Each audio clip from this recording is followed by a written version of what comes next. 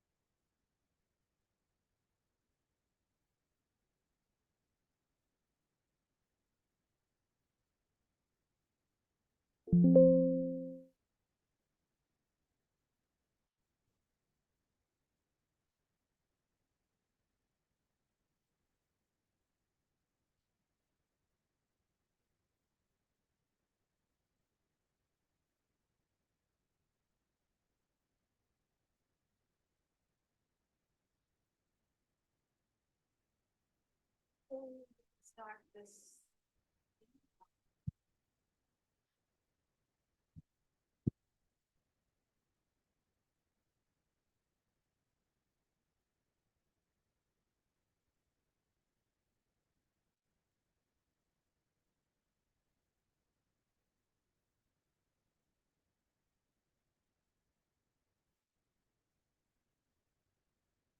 This was about my money belief.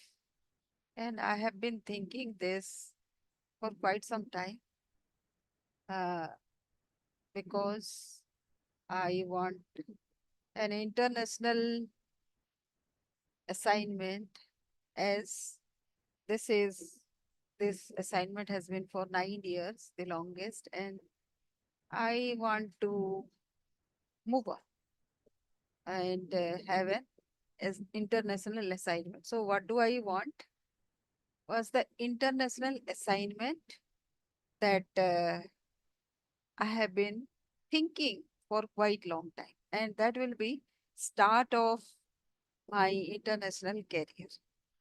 So what is stopping me from that? I understand that each of my assignment has been uh, unprecedented, but I took certain initiatives for that.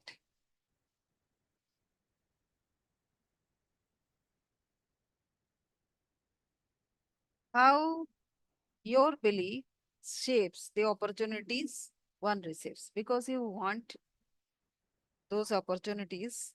It is there already. It is just that we need to find those. So it will be kind of self-reflection, storytelling, breakthrough thinking as to how we can get there. Money never works alone. So that has been my discovery, because it is my energy. And where is my energy going? Energy is going with to distractions and other things. So last night I want money. Money appeared as a wise elder, only half visible. Beside money was conflict, not fighting, play. Money then introduced three friends: dignity, freedom, and community. I call them as my values. Suddenly, I realized money never works alone, neither does purpose, neither does an international career. So, so I'm kind of uh, looking for an international career in Sweden. So let us see some northern lights over Sweden.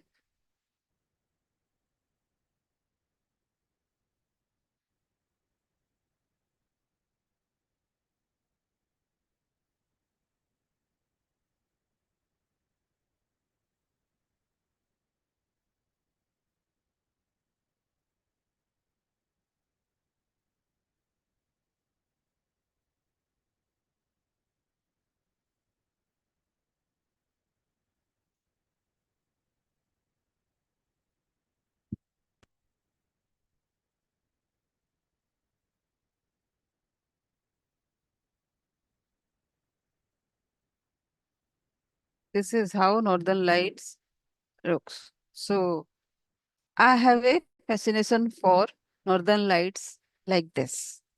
Let me play a video, northern light video.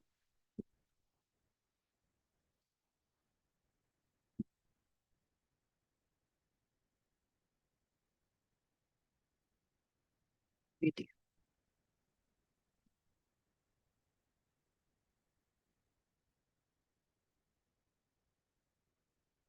Let us look for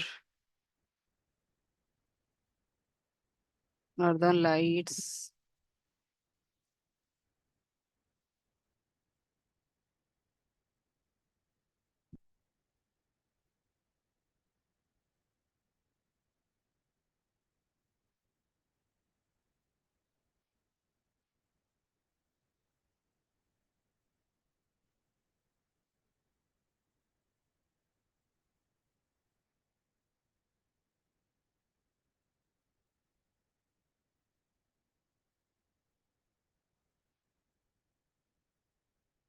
Why it is so difficult to find a northern light video?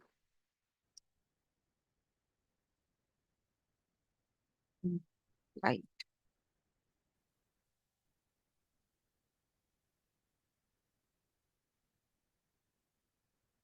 Let me see if I can find a video of northern lights.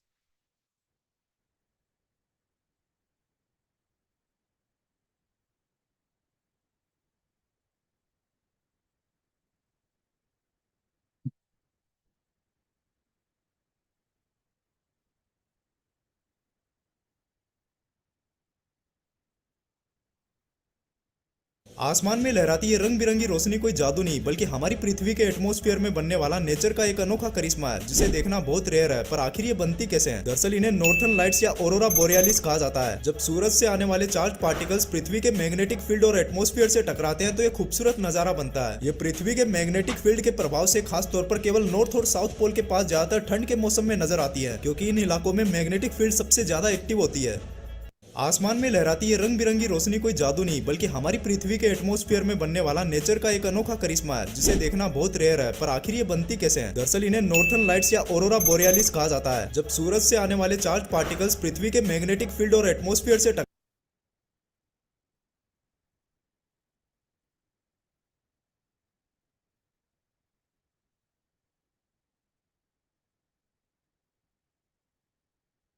We want to see a bigger volume of northern lights.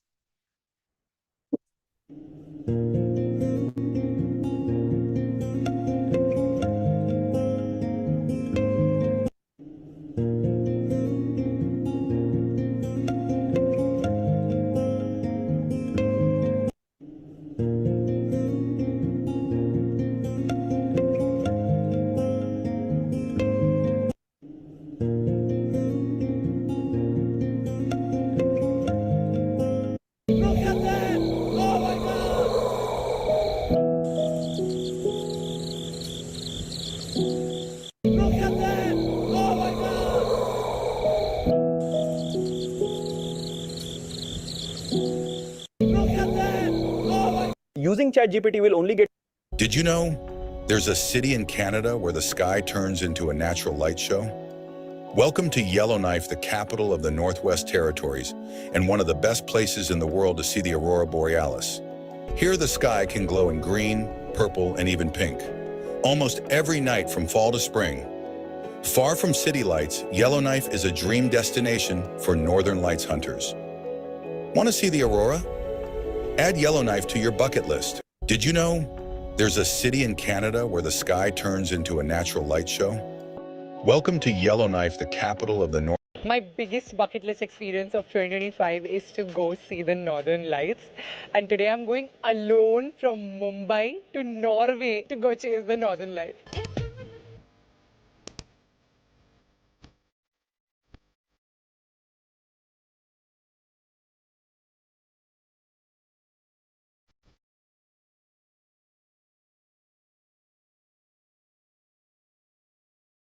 So northern lights was that. Then we'll say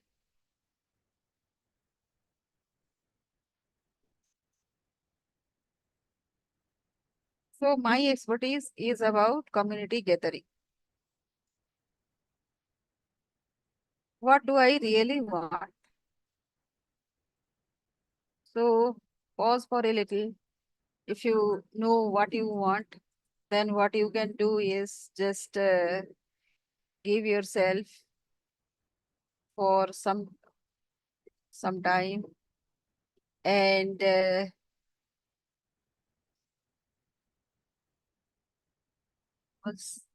write down what you want actually. And my answer actually surprised me.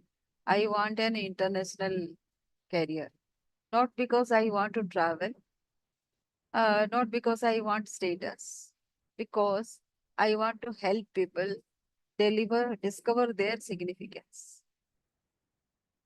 So now you think about your thing as to what you want. What do you really want? Not what sounds impressive, but it should come from your heart. What makes your heart expand? Map of the world slowly zooming out. Think in your mind's eyes. All the countries and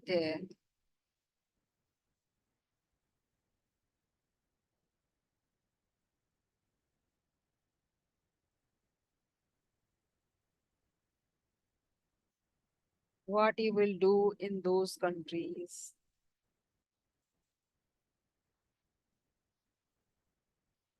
Uh, how your life will be, what your assignment will be,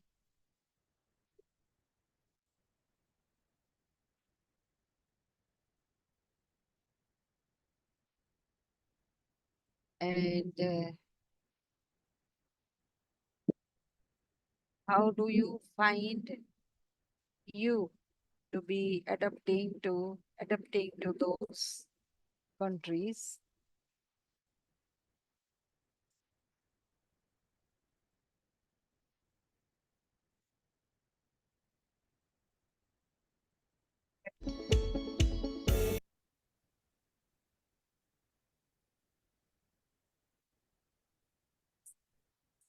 Packed full of incredible historical sites, important cultural landmarks, and beautiful scenery, Europe is a treat to explore. With each of its 44 countries home to different people, languages, and cultures, however, it can be hard to know where to start.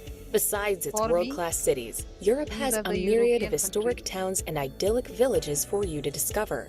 Add in picture-perfect beaches and scenic mountains, as well as exciting magical fairy tale castles and ancient ruins, and it's easy to see why Europe attracts more than half of all of the tourists in the world.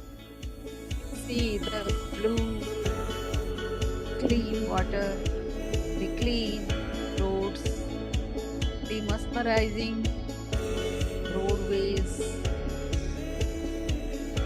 the colorful streets, Number 17. Netherlands. Often the associated lush with green tulips, windmills, and fields, wooden shoes, the Netherlands is more widely known the for its fairies, free-spirited capital, Amsterdam.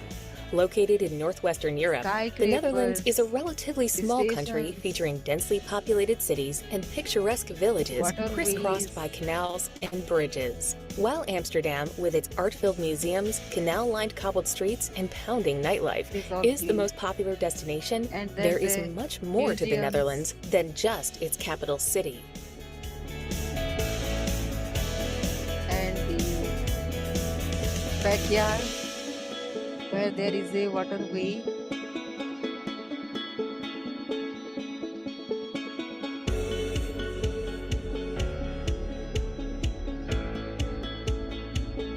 A great violet fence, the meandering roads,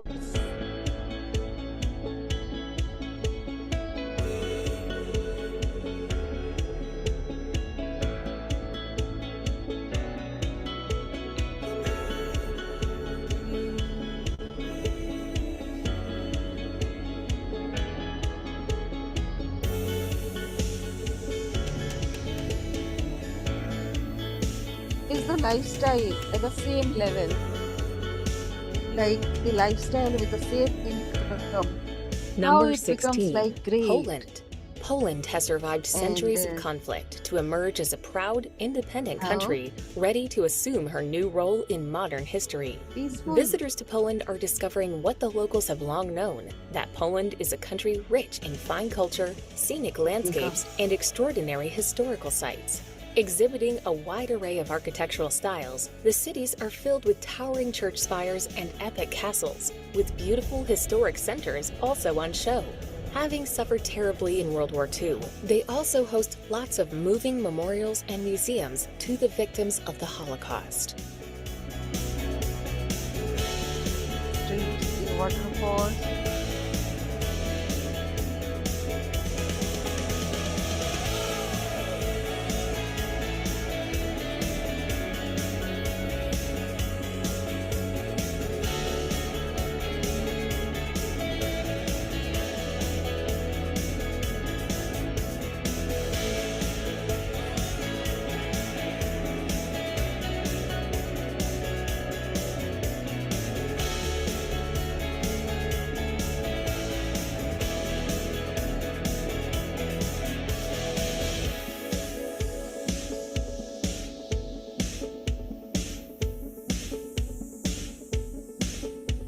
Number 15.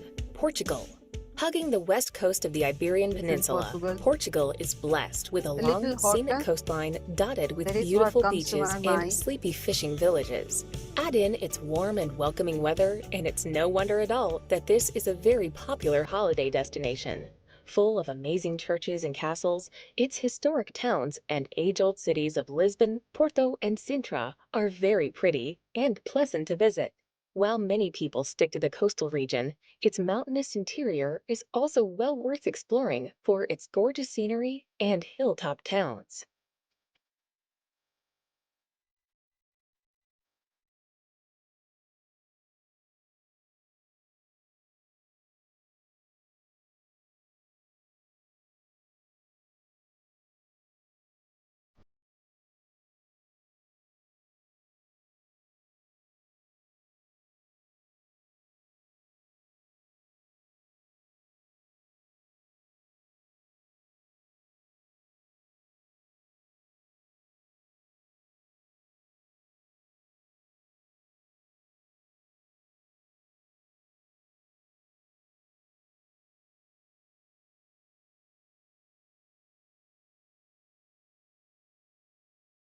Number 14. Romania. Lying in the southeast of Europe, Romania is, in many ways, dominated and defined by the Carpathian Mountains and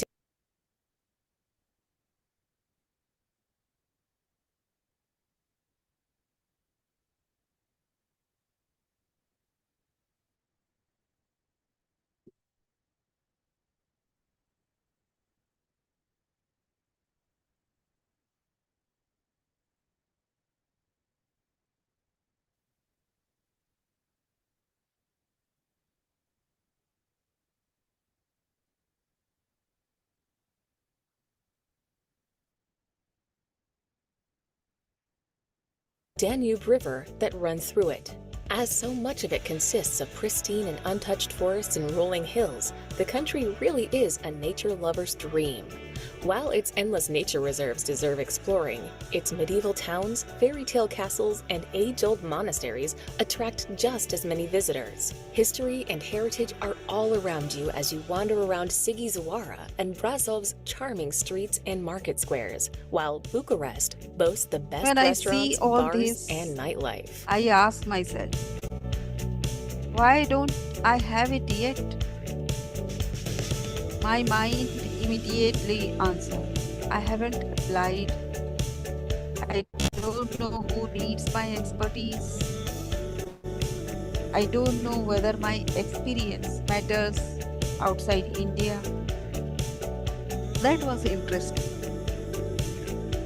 These weren't facts, these were stories.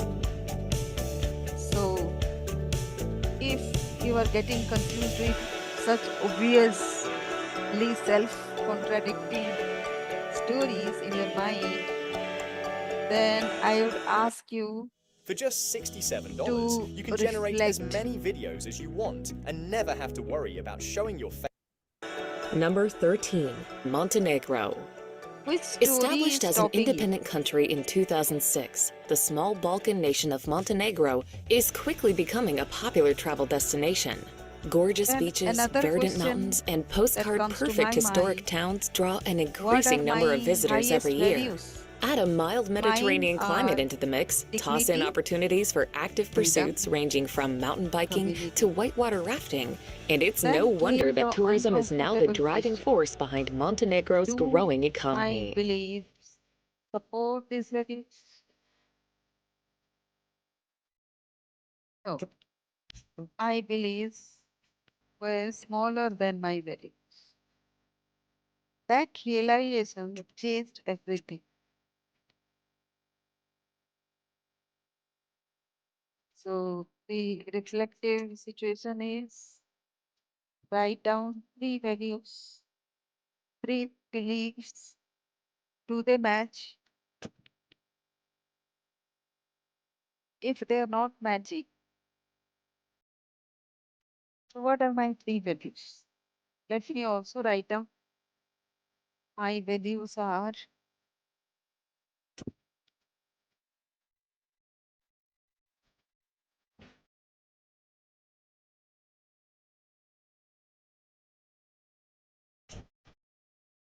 while you watch Number all these 12. beautiful Iceland. From countries. awe-inspiring My glaciers to three geothermal values springs are and active volcanoes, Iceland is a dignity, place where nature always takes center freedom, stage. Even in the nation's lively capital of and Reykjavik, views of the city and nearby community. mountains steal the show. And Isolated from the rest of Europe these for are my centuries, values. this land of fire and And ice has a my unique cultural beliefs heritage of literature and music that you'll find captivating too. are Illuminated by the northern lights in the winter and the midnight sun in the summer, Iceland shines in any season, offering you a travel am I experience relevant? unlike anywhere else on the planet.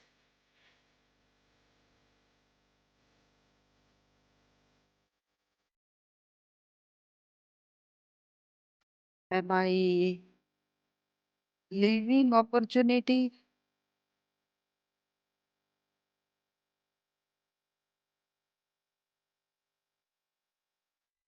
Do I connect? Those values and beliefs are completely contradictory to each other. That is when I wondered, is this an obstacle or an opportunity. Number 11, Croatia. Maybe. In recent years, Not getting Croatia has invited experienced a internationally tourist boom as visitors was from all preparing around the me to world flock to become its shores, and it is internationally very relevant. easy to see why. On the Located flip alongside side, the glimmering Adriatic, just its like the rugged playful coastline is child, breathtaking to decide behold, money. with thousands of idyllic islands lying So here offshore. is the Hidden reflection away point. among its stunning scenery, you can explore What if incredible seaside towns and cities, your such as obstacle Dubrovnik, is Split, and actually Var. your Magical to invitation? gaze upon, the sparkling Plitvice lakes count amongst the country's most popular attractions and are the highlight of many people's visit.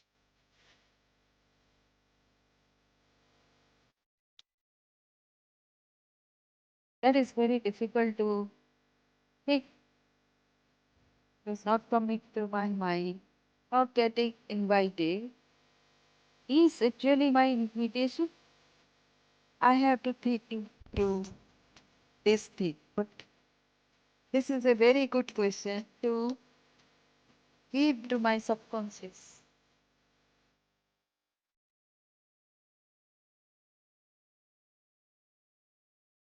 So my new belief becomes I start applying as simple as that because the opportunities already exist. People are already looking. The question isn't do they need it? Number 10, The question Germany. is Home can to they fairy find tale it? castles, medieval old Wow. towns, and lots of romantic What if landscapes, Germany is a magical place to this visit. gives a The largest and most populous dignity nation question? in Central Can you Europe, see it that? has a surprising number of People are different looking sides for to it. me While the north boasts and the beautiful I Baltic just Sea need and the to help Hanseatic them League find city me. of Hamburg, That is the all that AFFLINK is south has the Black that is a Forest, dignity Munich, and thing. Oktoberfest. In the west, the rustic Rhine River Valley awaits, while in the east, Berlin's Visibility, great museums and famous recognition, nightlife need to be contribution. experienced. For just $67, you can unexpected generate as many lesson videos here as you want and is never have to worry about showing your face on camera or using complex editing tools. With only a few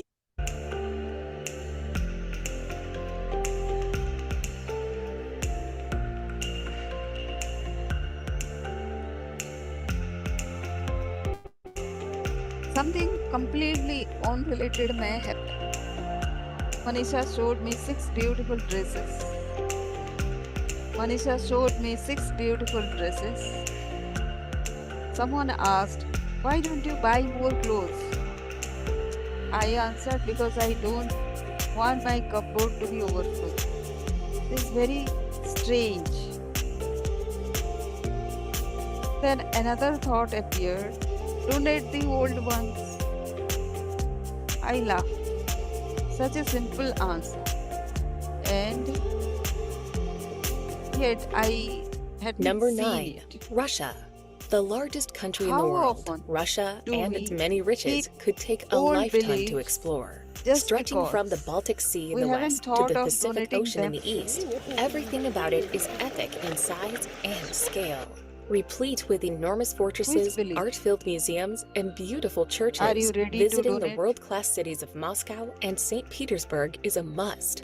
Home to the Think Kremlin on this and Hermitage, they also boast some Are you of the best ballets holding and operas something in very Europe. old which is not relevant to you anymore?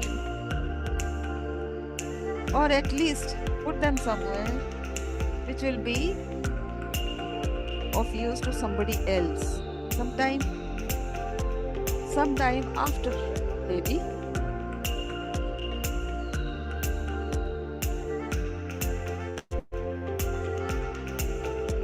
Then another thought arrived at my end.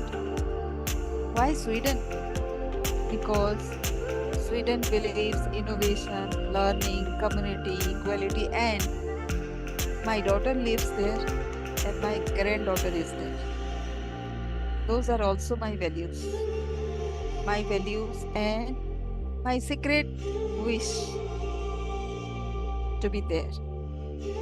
Perhaps I wasn't looking for a country, perhaps I was looking for a community whose values matched mine. Number 8, United Kingdom. Composed of England, Today, Wales, I Scotland, no and longer Northern ask, Ireland, The United will Kingdom I has get an long been a international favorite European assignment? tourist destination still because to of its beautiful ask. countryside, Instead, top-notch museums, and I historic hate to sites. ask. From This is medieval wrong. castles to On your stately screen, mansions and the we have read awe-inspiring about scenery Rome of the Scottish since Highlands, long the UK offers our a diverse childhood. set of interesting attractions. How can I Whether it's become so Buckingham valuable Palace, that Harry Potter, somewhere in or the the world Premier someone League, says, it "I all need depends her"? on your interests and where you want to begin. The heart Because of the people are UK not is looking its for capital city, resumes. London, one They of are Europe's looking for largest people metropolises, who and a solve mosaic of diverse meaningful cultures, problems. languages, and My journey religions. isn't about crossing borders. It is about crossing limiting beliefs. And perhaps yours isn't either. So, in my thoughts, money was introduced to me as four friends. Now conflict is not my enemy. It was never. But I wanted less of it. But I can use this as an opportunity. So my four friends now are conflict, dignity, freedom, community. Today I add a fifth. Number Contribution. 7. Austria. Because Set in Central Europe, contribution the is what landlocked country of Austria transforms a is local defined by the career majestic into a Alps, with global arresting calling. views wherever you go. Tucked away among its alpine is a valleys new and along glimmering insight lake for me. shores, you can find charming villages and towns. Awash with incredible The historical world sites, grand rarely buildings, and a invites us lively culture because scene, we ask. the nation's capital, It Vienna, is one invites of Europe's us most elegant because cities. our While many people contribution head to becomes Austria in winter to impossible go to skiing, it is just as worthwhile visiting in summer, with lots of excellent hiking to be had amid the marvelous scenery.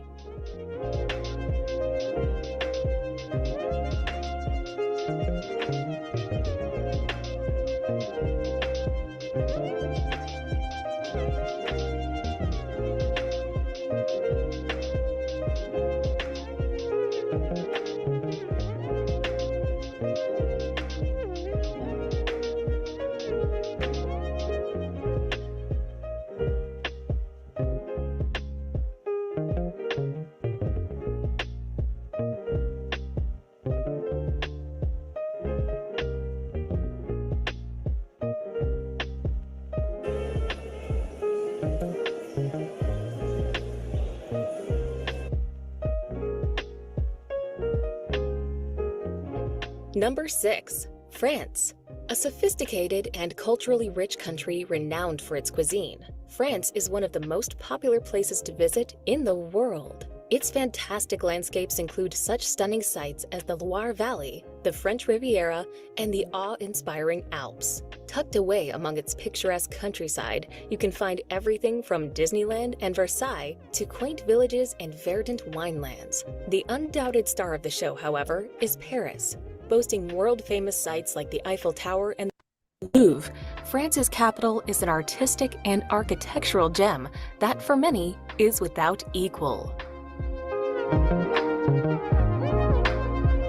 So I can just use ChatGPT, right? Why do I have to attend your workshop? See, that's the biggest misconception, that only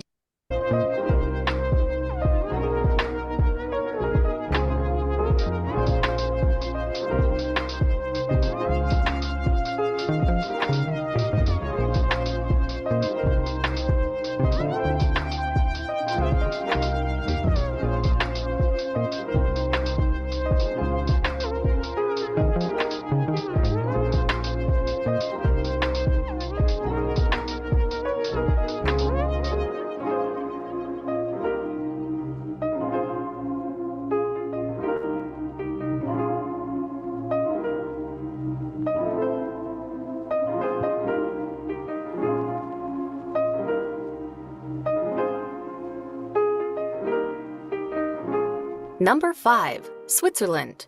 Although it is renowned for its magical mountains, which include the mighty Matterhorn, landlocked Switzerland has much more to offer. One of the most culturally and linguistically diverse nations in Europe, it actually has 4 national languages. Consequently, exploring its different regions really is a treat. Places such as Bern, Geneva, and Zurich I'll proudly showcase their unique history and heritage. With so much gorgeous scenery, Switzerland is a great place to head if you want to go hiking, skiing, mountaineering, or swimming.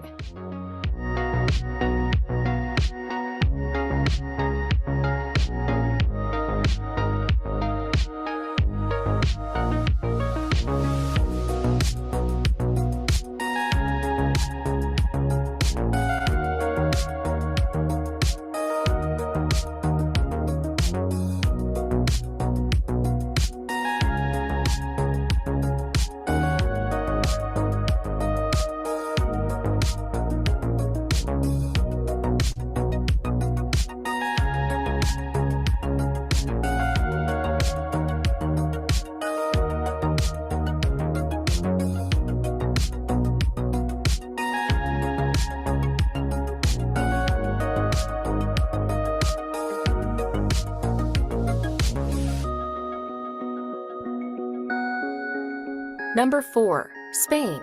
From the Pyrenees to the Sierra Nevada, the Bay of Biscay to the Mediterranean, Spain is fully blessed when it comes to gorgeous scenery. While the two main cities of Barcelona and Madrid are full of incredible sights such as La Sagrada Familia and the Prado Museum, it is well worth venturing further afield. Sevilla and Granada, for instance, sport some exquisite Moorish architecture, while Roman ruins dot the peninsula. With warm and welcoming weather, Spain certainly is a fantastic holiday destination.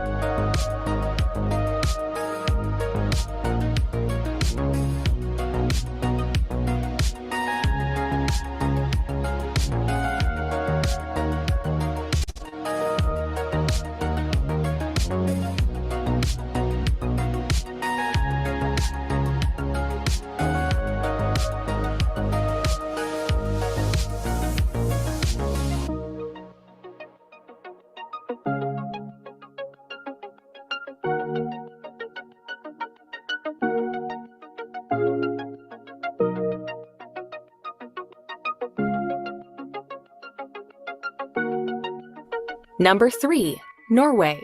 Famed for the fabulous fjords that scar its long and jagged coastline, Norway is widely considered to be one of the most beautiful countries in Europe.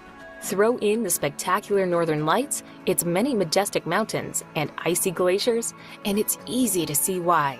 Its myriad of gorgeous landscapes lend themselves perfectly to all kinds of adventure sports, with hiking, mountain biking, and whitewater rafting being particularly popular summertime activities.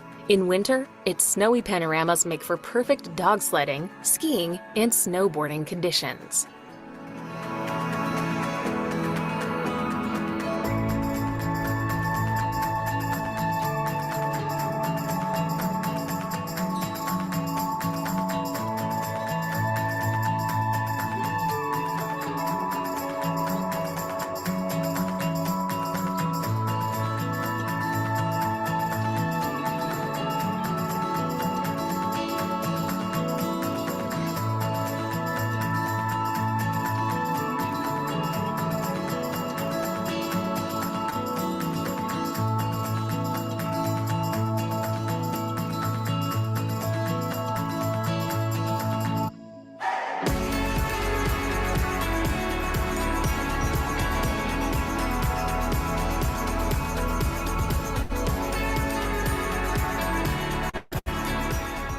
Number 2. Italy. Home to not only Rome, Florence, and Venice, but an impressive array of equally alluring smaller towns and cities, Italy really is like nowhere else on Earth. Replete with ancient historical sites and cultural landmarks, its many riches and treasures veritably sparkle before your eyes. Add in the fabulous weather and a divine culinary scene, and it can be hard to ever tear yourself away. Just as special and spectacular is Italy's marvelous scenery, with the Alps and the Italian Lake District counting among its must-see sites. Grammarly. When you're working on yet another cover letter for that internship, and it starts to sound a little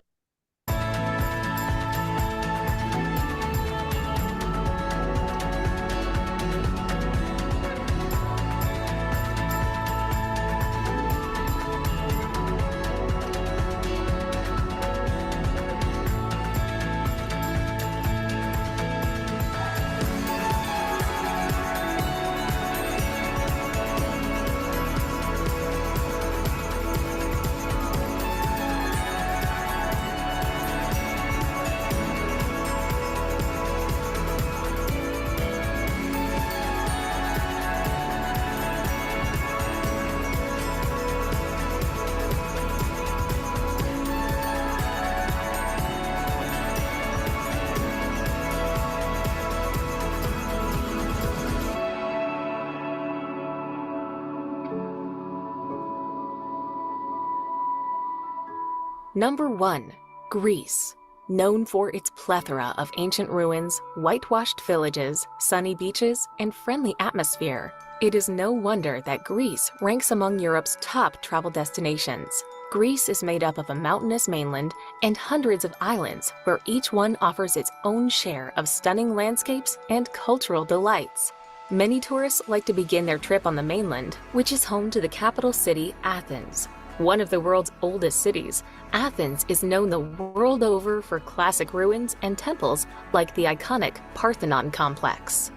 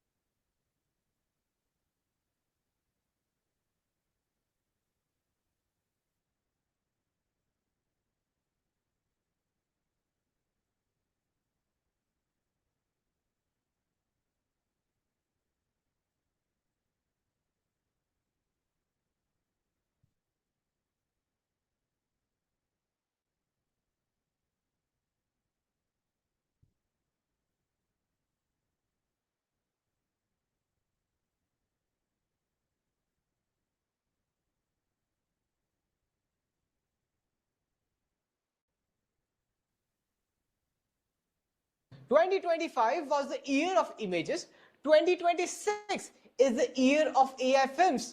इस वक्त जब आप ये video देख रहे हैं, Netherlands का 1/4 से ज्यादा हिस्सा समुद्र के जलस्तर से पूरी तरह नीचे बसा हुआ है। जरा ध्यान दें, मैं किसी बेसमेंट या अंडरग्राउंड टनल की बात नहीं कर रहा हूं, मैं एक पूरे देश की बात कर रहा हूं। अगर उनके विशाल हाईटेक वाटर पंप्स आज अचानक काम करना बंद कर दें, तो आधा देश कुछ ही दिनों के अंदर समुद्र के पानी के नीचे हमेशा के लिए गायब हो जाएगा।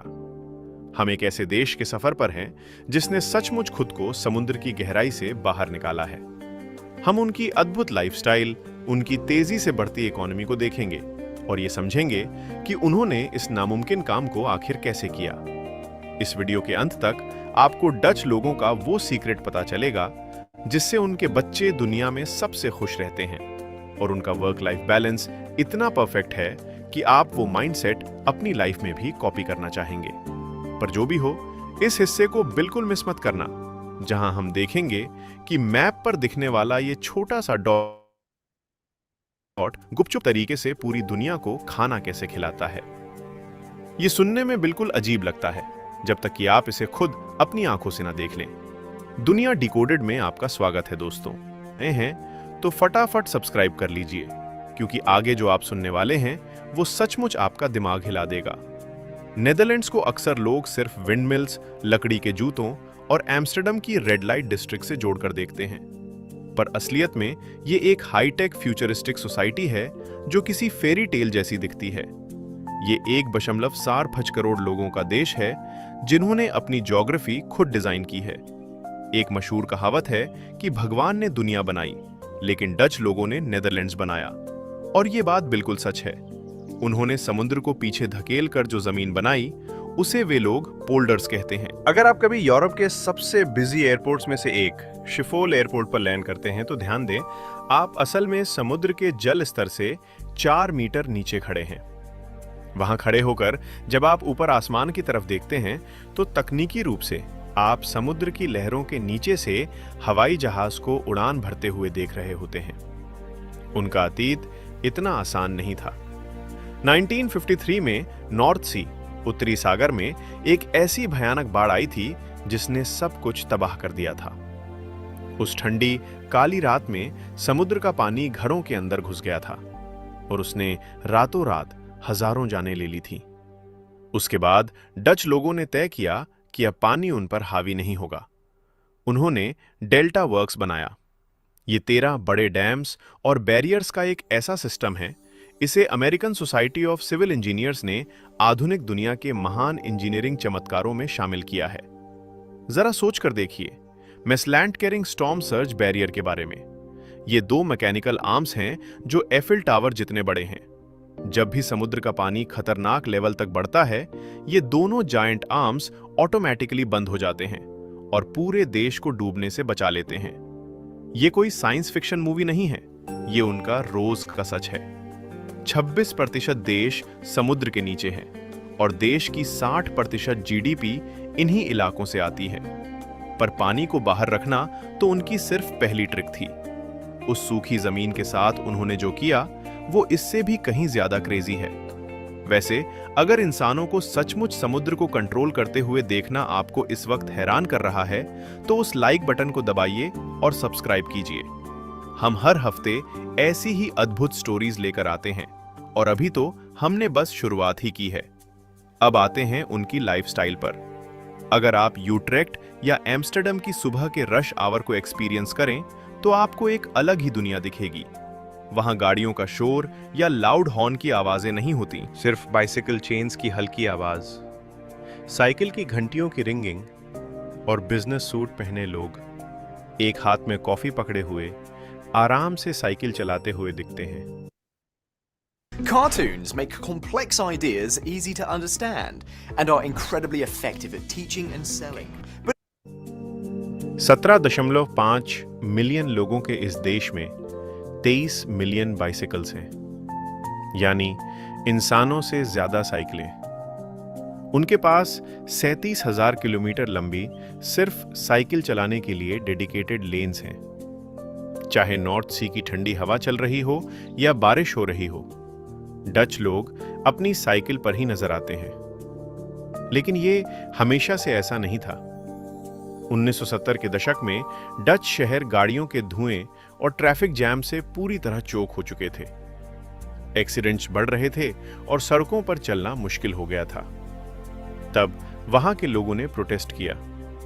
उन्होंने एक मूवमेंट चलाई जिसका नाम था स्टॉप द किंडर मूड, जिसका मतलब होता है स्टॉप द चाइल्ड मर्डर। उन्होंने गवर्नमेंट को फोर्स किया कि देश को इंसानों के हिसाब से डिजाइन करो, ना कि मशीन्स और गाड़ियों के हिसाब से। और इसका असर आज आप देख सकते हैं। हर रास्ता, हर ट्रैफिक लाइट पहले एक साइकिलिस्ट या पैदल चलने वाले के बारे में सोचकर बनाई जाती है। वहां कार चलाना एक ऑप्शन है, मजबूरी नहीं। अब आप सोच रहे होंगे कि एक छोटा सा देश जिसका आकार इतना कम है, वो दुनिया में क्या ही इंपैक्ट डाल सकता है। तो सुनिए, नीदरलैंड्स पूरी दुनिया में एग्रीकल्चर प्रोडक्ट्स एक्सपोर्ट करने के मामले में दूसरे नंबर पर आता है। सिर्फ अमेरिका उनसे आगे है, जबकि अमेरिका साइज में नीदरलैंड से 270 गुना बड़ा है। थोड़ा रुकिए और इस बात को प्रोसेस कीजिए। वेट अंटिल यू हियर कि इस छोटे से जमीन के टुकड़े से कितना खाना बाहर आता है। ये नंबर्स सचमुच मेरा दिमाग हिला देते हैं। वे इस नामुमकिन चीज को पॉसिबल बनाते हैं अपनी एक्सट्रीम हाईटेक एफिशिएंसी। अगर आप रात के वक्त वेस्टलैंड के इलाके से गुजरेंगे तो आपको बड़े बड़े चमकते हुए एलईडी ग्रीन हाउस कॉम्प्लेक्सेस दिखेंगे जो बिल्कुल किसी स्पेसशिप की तरह लगते हैं। ये ग्रीन हाउसेस इतने बड़े हैं कि आप इनके अंदर पूरा का पूरा शहर बसा सकते हैं। इनके अंदर का नजारा और भी माइंड ब्लोइंग है। ड्रोन्स हवा में उड़ते हुए एक एक प्लांट की हेल्थ मॉनिटर कर रहे होते हैं और जियोथर्मल हीट का यूज करके वे कड़ाके की सर्दियों में भी ताजी फसल उगाते हैं। बाकी दुनिया टमाटर उगाने में जितना पानी यूज करती है, डच लोग उससे 90% कम पानी में उतने ही टमाटर उगा लेते हैं। उनके पास जमीन कम थी तो उन्होंने साइंस का सहारा लिया। ये सिर्फ एग्रीकल्चर नहीं है, ये प्योर इंजीनियरिंग है जिसने खेती के तरीके को हमेशा के लिए बदल दिया है। अगर आप आज कुछ बिल्कुल नया सीख रहे हैं तो मेक श्योर टू सब्सक्राइब और मुझे कमेंट्स में जरूर बताना, क्या आपके देश में इस लेवल की हाईटेक फार्मिंग अपनाई जा सकती है? इस एक्सट्रीम एफिशिएंसी के बीच इनका नेचर और खूबसूरती के साथ एक बहुत ही गहरा कनेक्शन है। आपने कुकनहॉफ गार्डन के बारे में जरूर सुना होगा, जहां स्प्रिंग के मौसम में लगभग 7 मिलियन फूल खिलते हैं। नीदरलैंड्स और ट्यूलिप्स का रिश्ता पूरी दुनिया में फेमस है। ताजे फूलों की वो मीठी खुशबू और चारों तरफ फैले हुए लाल, पीले और गुलाबी रंग किसी को भी दीवाना बना सकते हैं। लेकिन क्या आप जानते हैं कि ट्यूलिप्स असल में नीदरलैंड्स के हैं ही नहीं। ये असलियत में ऑटोमन एम्पायर यानी आज के टर्की से वहां आए थे।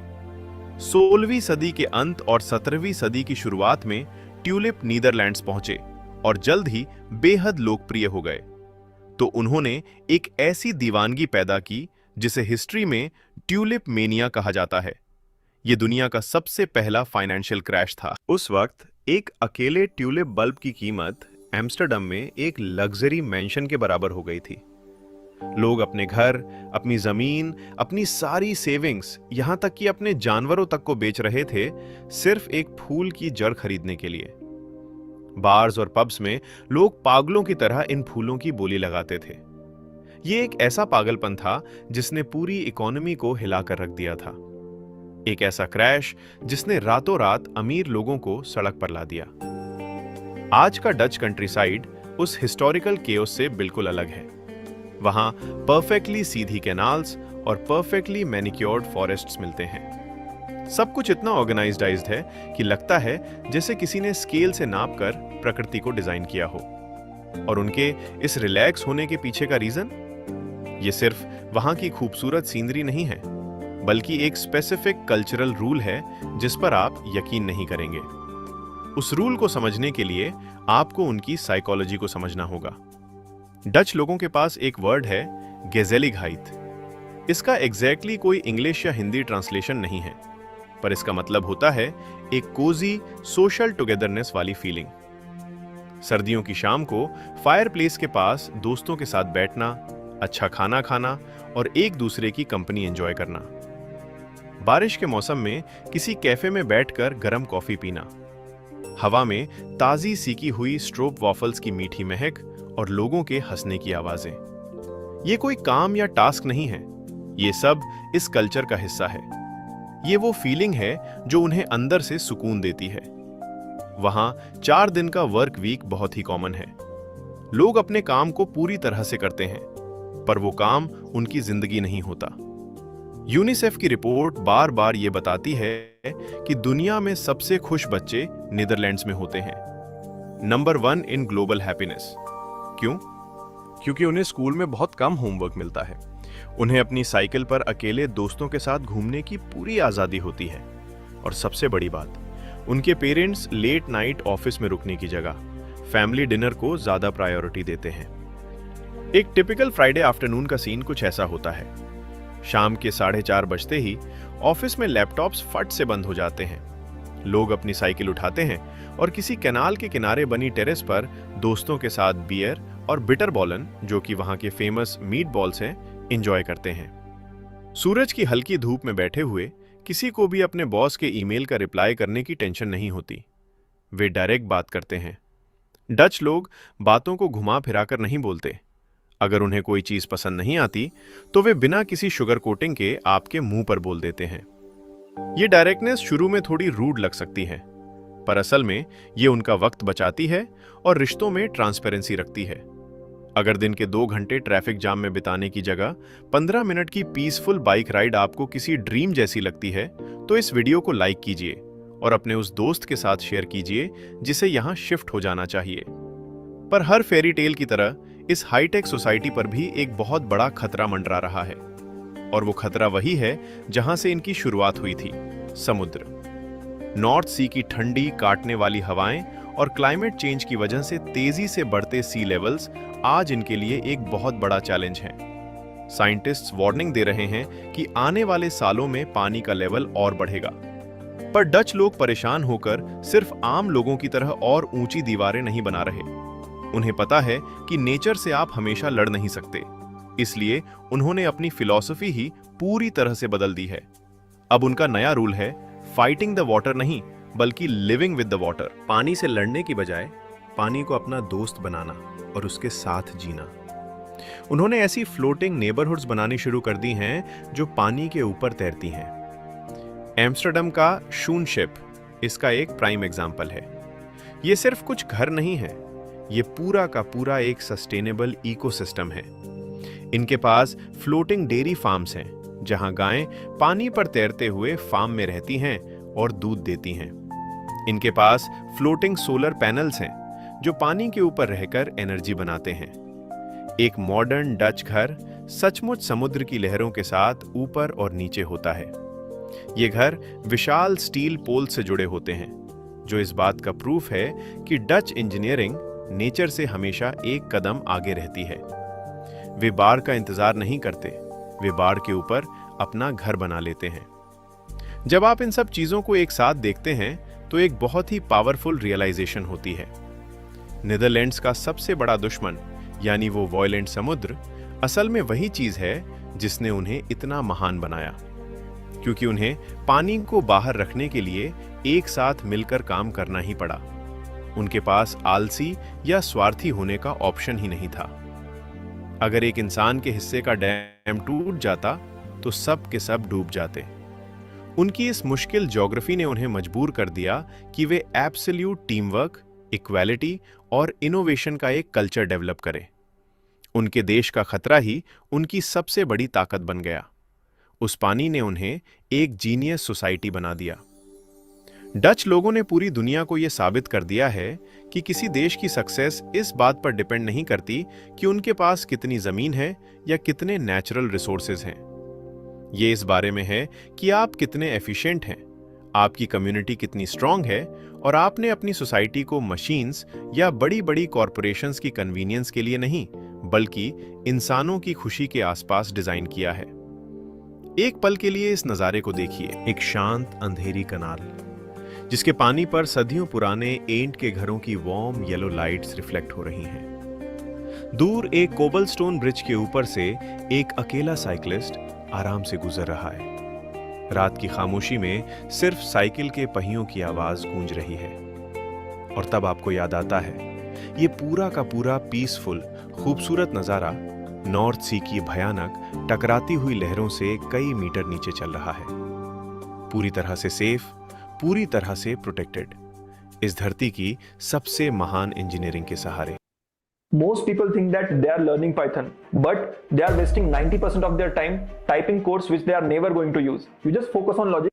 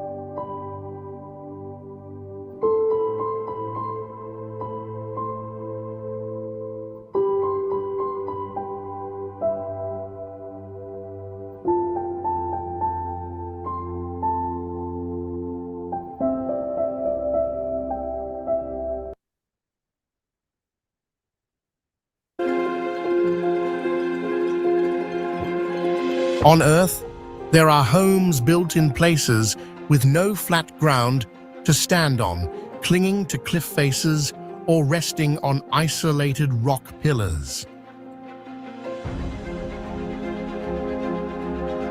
In some places, getting home does not begin with a door, but with climbing near vertical rock walls or using unstable access paths like rope ladders.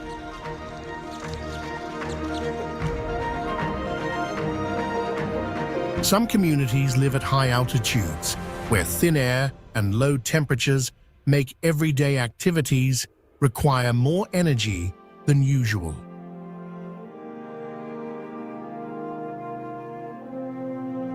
Meanwhile, other structures exist on elevated rock formations or steep terrain, completely separated from the ground with no conventional access routes.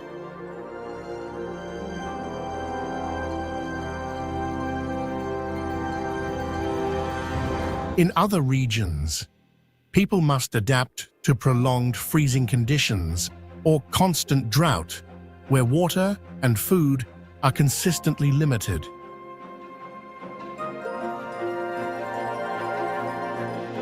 And now, let's explore the most dangerous homes on the planet, where the location alone is already a true test of survival.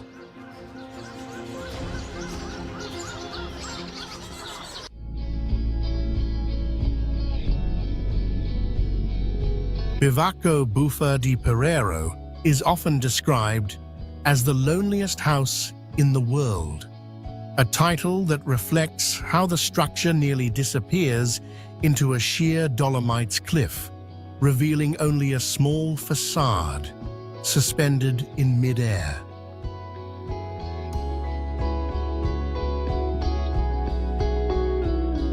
The shelter is embedded inside a natural rock cavity, surrounded on all sides by vertical stone walls, with no conventional walking path leading to it, making it resemble a hidden doorway carved into the mountain.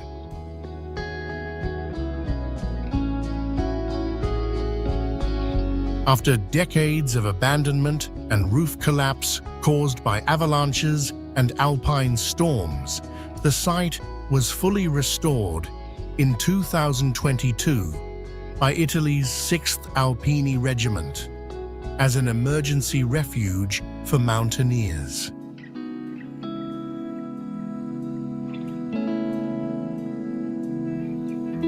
Inside, the space is extremely compact, with raw mountain rock forming the walls, fitted only with 12 simple wooden bunk beds and no electricity, running water, or toilet facilities.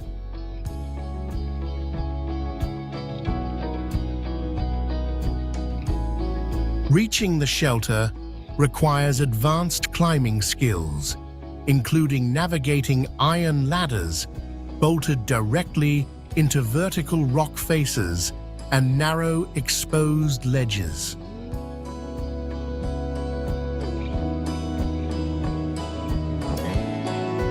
Along the route, climbers must cross the 27-meter Cristallo suspension bridge hanging over a deep abyss, famously featured in the film Cliffhanger, turning access to this refuge into a genuine survival challenge.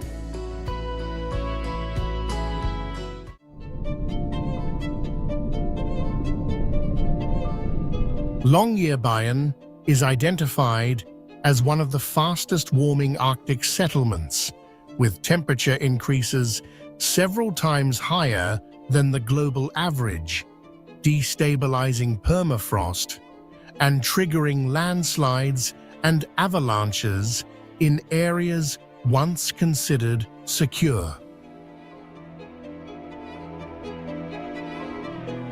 As frozen ground that remained intact for thousands of years begins to thaw, infrastructure requires reinforcement or relocation to prevent subsidence and structural collapse.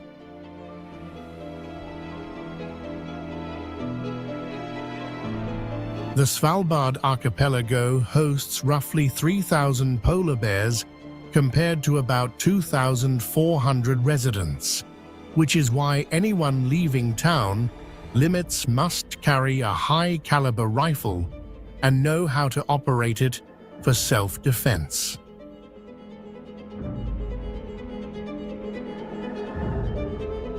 Persistent permafrost prevents natural decomposition, so critically ill or terminal patients are transported to mainland Norway for burial procedures. No native trees grow in the region, and the terrain consists primarily of exposed rock, ice, moss, lichens, and low-ground vegetation.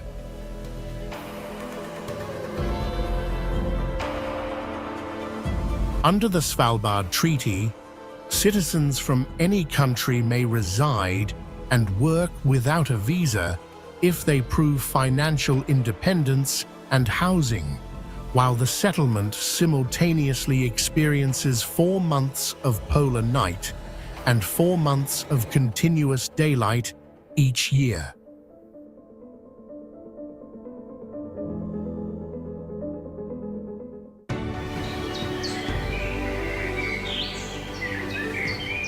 Cliffside Capsule is recognized as the world's first cliff-hanging capsule accommodation, opening in the year 2013 and pioneering the global trend of sleeping, suspended on vertical rock faces. To reach their sleeping pod, guests must climb a via ferrata system of steel rungs and cables drilled directly into the cliff, ascending for roughly 1.5 to 2 hours with no intermediate exit points. There is no elevator or staircase for departure, as the standard way to leave the site is by sliding down a network of 6 zip-line routes that carry the body in controlled free-fall across the canyon. Inside the glass capsule, the dry toilet is visually exposed, allowing an unobstructed view straight down hundreds of feet into the abyss during a basic human routine.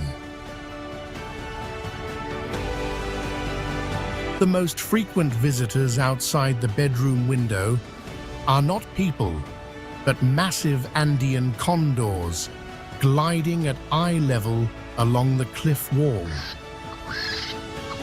Cliffside Capsule is among the rare places where extreme adventure travel and full comfort lodging are structurally fused, forcing survival instinct and luxury to coexist in a single suspended space.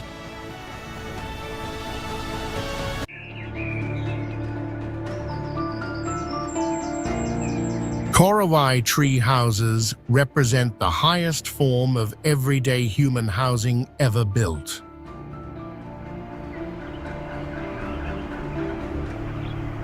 The Korawai people construct their homes on tree trunks, rising from about 20 to 40 feet, with extreme examples reaching heights of roughly 115 to 165 feet above the forest floor.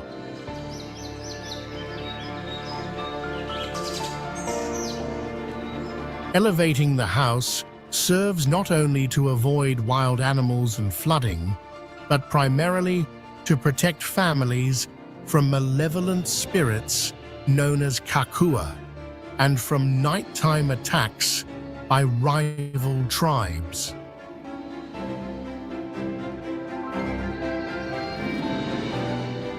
Each structure is built entirely from forest materials such as wood, bamboo, and sago palm leaves, blending into the environment and resembling massive bird nests growing directly from the trees.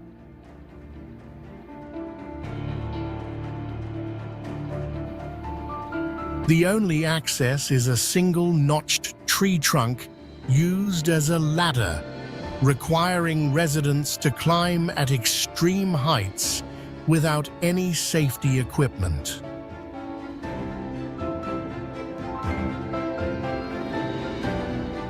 Despite the danger, indoor fire pits are built using clay and insulating layers for cooking and warmth, where a fire at around 130 feet leaves virtually no escape other than fatal descent or burning with the house.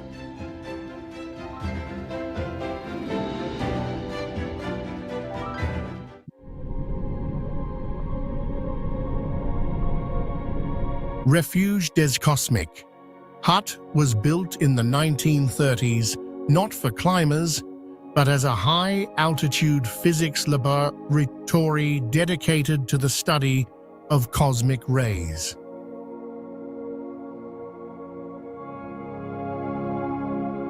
Today, reaching the hut from the Aiguille du Midi cable car requires crossing a razor-thin, snowy ridge where a single misstep can mean a fall of several thousand feet into the glacier abyss.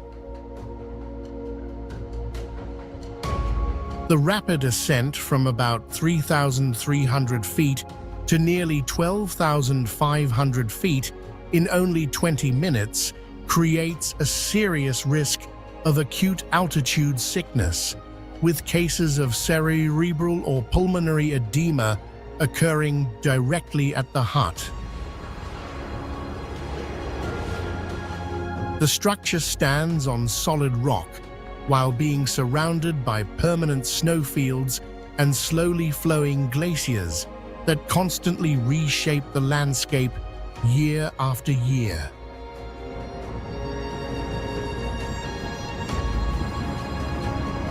Despite the thin air and lethal environment, the refuge functions like an improbable high-altitude hotel, serving hot European meals, draft beer, and even offering double bedrooms. Beneath the modern building, remnants of the original laboratory remain, and the French National Center for Scientific Research still operates atmospheric monitoring instruments at this extreme location.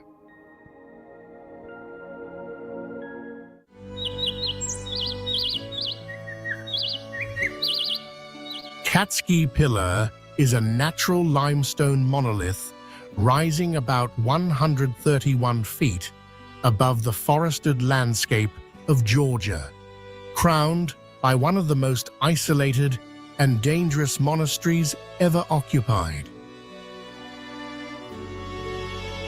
From a distance, the structure appears as a tiny dot, suspended in mid-air, surrounded by sheer 90-degree rock faces with no protective barriers above the abyss.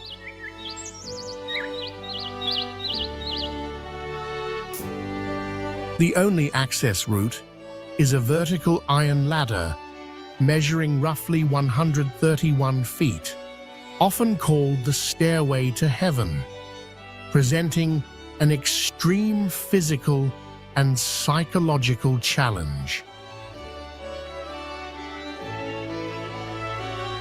On a summit surface of only about 1,600 square feet, monks constructed a small church, a hermit cell, and a wine cellar dating back to the 9th century.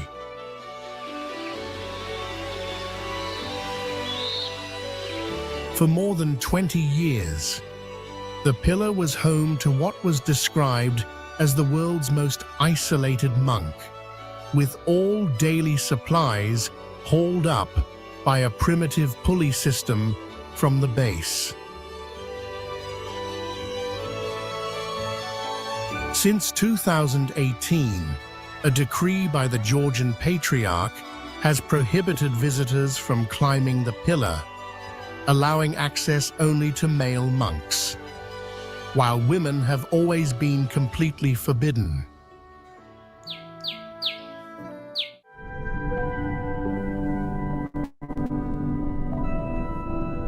The Drina River House is often described as the loneliest house in the world, standing alone on the top of a narrow rock in the middle of the violent Drina River.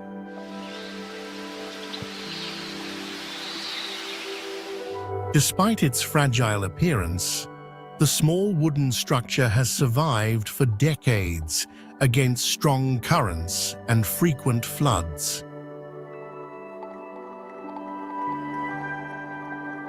It was not built by professional engineers or architects, but constructed in the year 1968 by a group of local youths who wanted a place to rest while swimming. Over more than 50 years, the house has been swept away or severely damaged by floods around 7 times, yet each time it was rebuilt by locals on the exact same rock.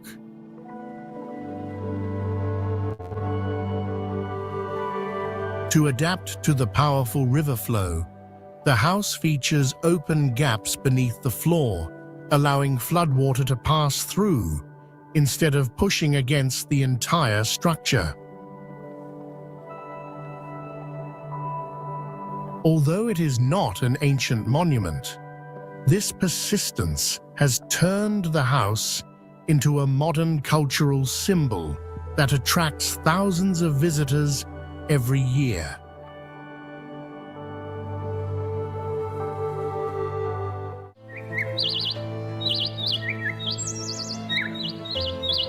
Wangxian Valley did not originate as a natural wonder, but as an abandoned granite quarry, where severe environmental destruction left behind exposed cliffs and deep industrial scars. The entire valley visible today is the result of a large-scale artificial reconstruction, transforming a hazardous industrial wound into a cliff-based architectural landscape. Hanging houses are built more than 360 feet above the ground on smooth granite walls, directly anchored to the cliff and designed in traditional Jiangxi style, with rammed earth walls, dark tiled roofs, and wooden windows.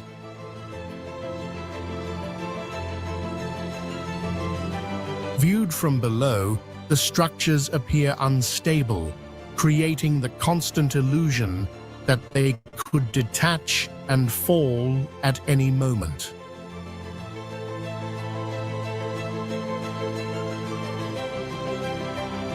The most extreme zone is Baihe Cliff, where hotels and homestays are positioned right at the edge of a deep abyss, allowing guests to sleep suspended above empty space.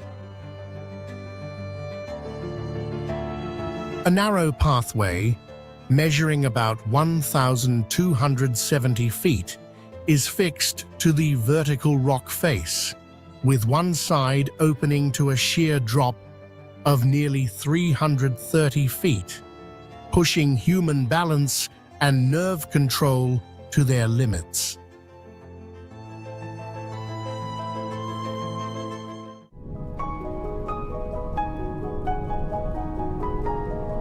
Saint-Michel-d'Aiguille is regarded as the most spectacular chapel in France, defined by a rare fusion of extreme volcanic geology and refined medieval architecture.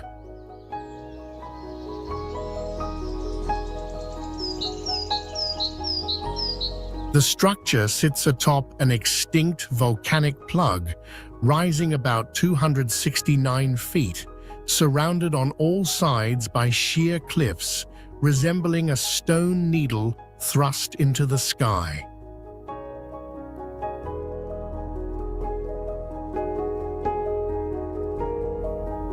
Its facade is built from alternating white, red, and black stones arranged into precise geometric patterns, reflecting Byzantine and Moorish influences adapted to early European design.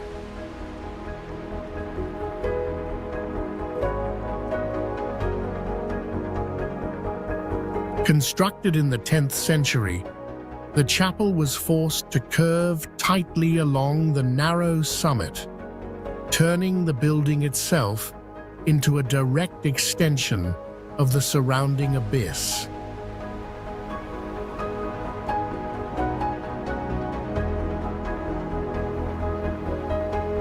The only access route consists of 268 steps carved directly into the rock, forming an ascent that tests endurance and mental control as much as physical ability.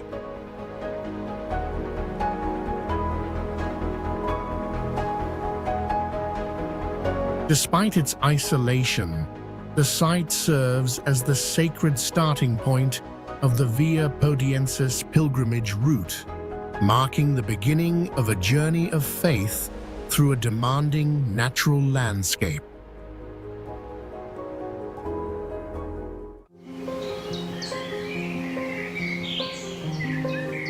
Sassi di Matera develops inward rather than outward, forming a rare negative urban structure where homes are carved deep into limestone rock with only their facades exposed to the surface.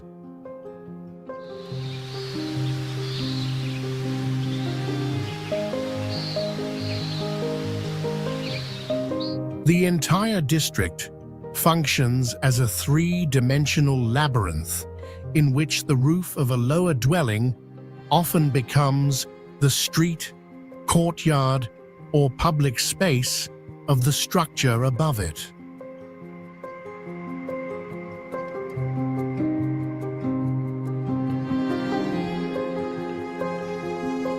Before evacuation in the 1950s, living conditions were considered a public health disaster, with infant mortality reaching nearly 50% due to malaria, dysentery, and humans sharing damp enclosed spaces with livestock.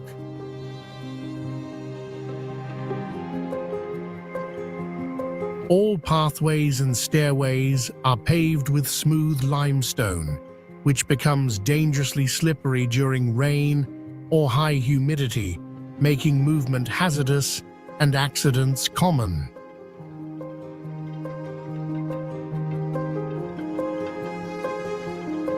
Because of constant moisture and limited space, residents built beds more than 3 feet high, using the area beneath to keep chickens or store farming tools.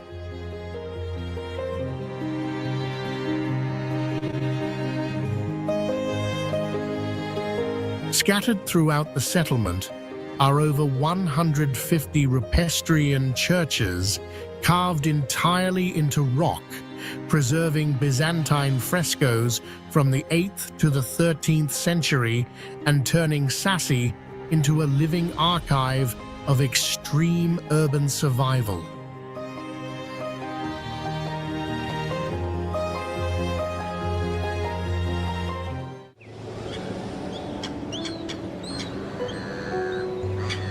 Bonifacio cliff houses are among the few places in the world where medieval buildings stand directly on the edge of sheer limestone cliffs above the Mediterranean Sea.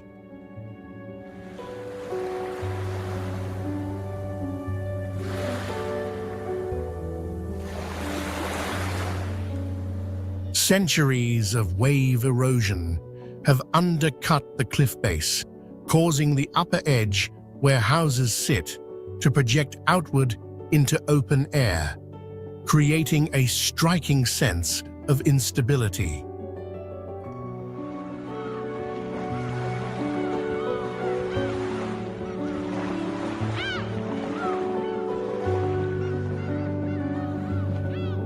Access includes the King of Aragon stairway with 187 steps, carved straight into the near vertical limestone, linked by legend to a single night excavation in 1420, though historically built to reach fresh water.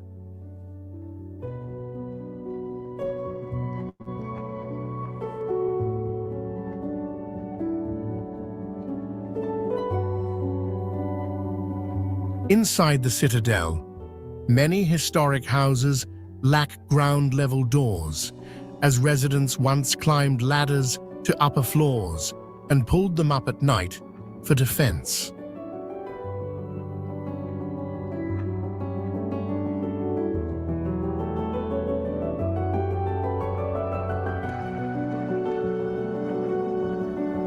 The Bastion de l'Étendard is the highest fortress in France, constructed in the 13th century with fortified underground chambers carved directly into the rock to guard the harbour entrance.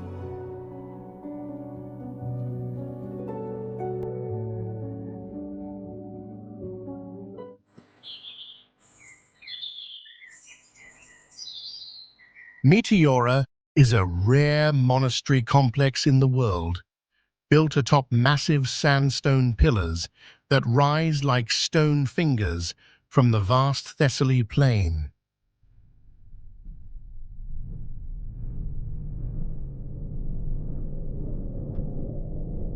Nearly 20 monasteries stand directly on cliff edges, at heights reaching up to about 1,970 feet, where a single misstep can mean falling straight into the deep valley below.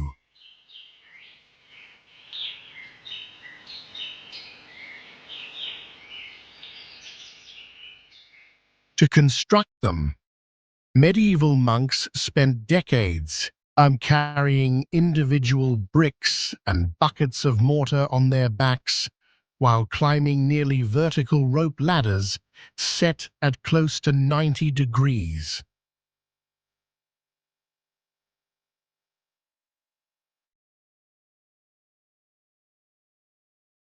For centuries, the only way in or out was a rope net lowered from the summit, and the rope was replaced only when it finally snapped.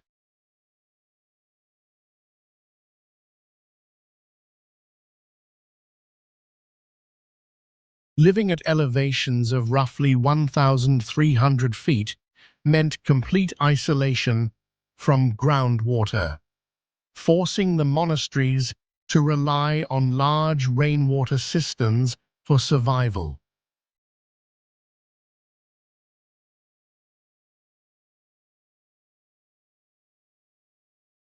The most prominent site is Great Meteoron, the largest and oldest monastery which still preserves priceless relics and the bones of monks who lived and died on these cliffs.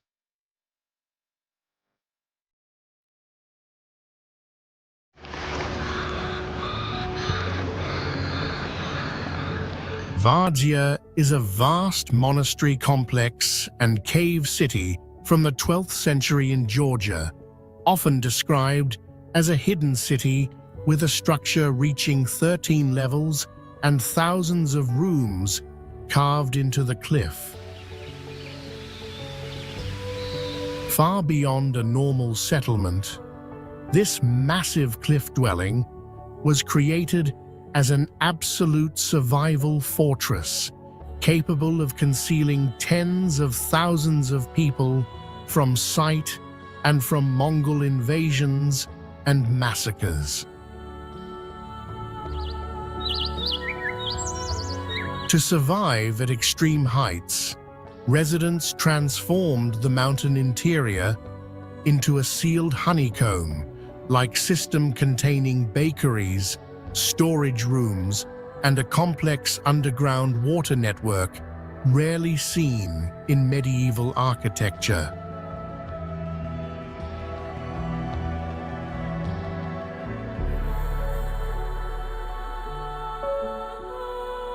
The safety of Vadzia once relied on secret passages and steep tunnels cut through rock, where a single misstep could send someone falling into the deep gorge of the Metkvari River Valley.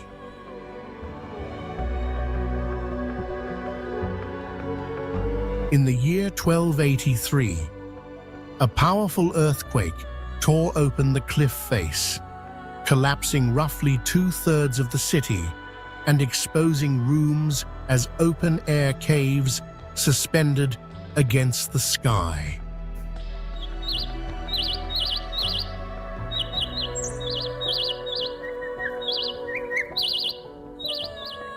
To this day, a small group of monks continues to live here, sleeping in rock chambers, praying, and sustaining life on this cliff for more than 800 years.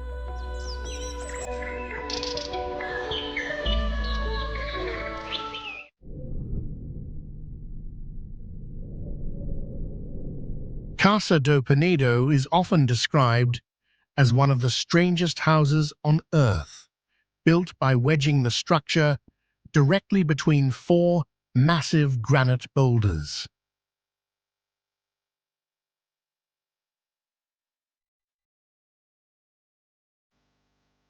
Inside, the layout follows the natural rock formations, featuring a eucalyptus wood sofa weighing about 772 pounds, with stairways and railings carved to fit the stone precisely.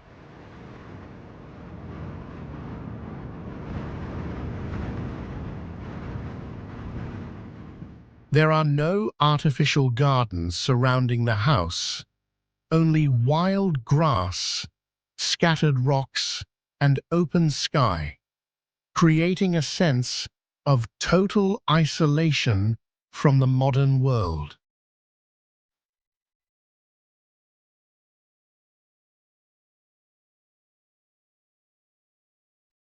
Because of its remote location and unwanted attention, the owner installed bullet-resistant windows and reinforced steel frames to protect the building.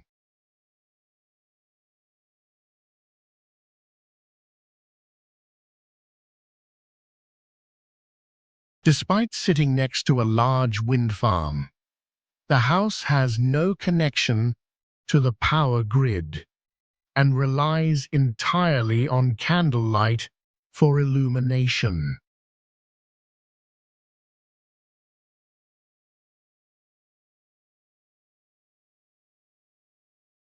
As visitor numbers increased, the owner stopped living here full-time, and part of the house was converted into a small museum.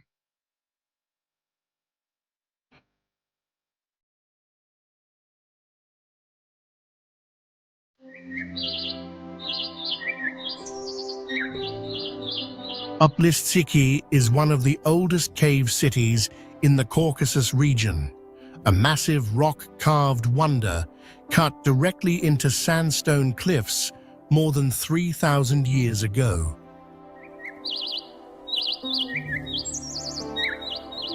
Instead of using conventional stone construction, ancient inhabitants challenged geological limits by carving deep into the mountain to create palaces, homes, and temples with tall, self-supporting stone ceilings.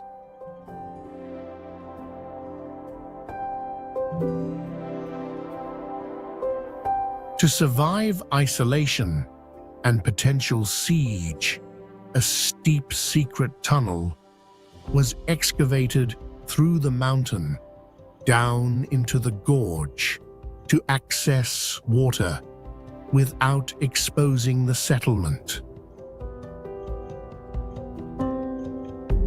Some large chambers were carved with such refinement that local tradition believes they once served as the residence of Queen Tamar in Georgian history. Danger also came from within, as powerful earthquakes throughout history collapsed solid rock chambers, turning homes into deadly traps, falling toward the river below.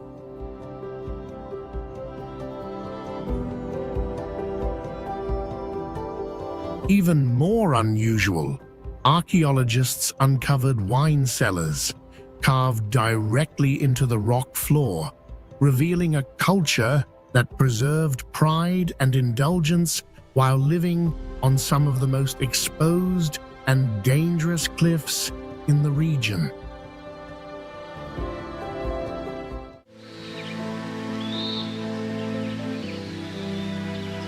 St. George Monastery is not built on level ground, but clings directly to the vertical cliffs of Wadi Kelt, forming a clearly defined three-tier structure suspended between sky and abyss.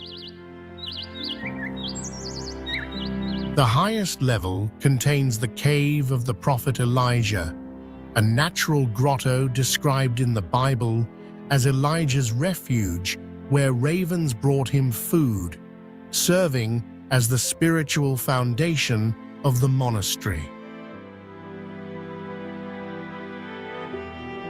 The middle tier holds the main churches and bell tower, while the lower level contains storage rooms and ancient crypts, where the stacked skulls of 14 monks massacred by Persian forces in the year 614 remain on display. Wadi Kelt below is extremely dangerous during the rainy season, as sudden flash floods can surge from higher ground and sweep through the canyon without warning. Many scholars and pilgrims identify this gorge as the biblical Valley of the Shadow of Death, where darkness rapidly engulfs the narrow terrain at sunset. Beyond summer desert, temperatures exceeding 104 degrees Fahrenheit, and severe dehydration risks, access to the monastery also involves security uncertainty due to its location within the politically tense West Bank.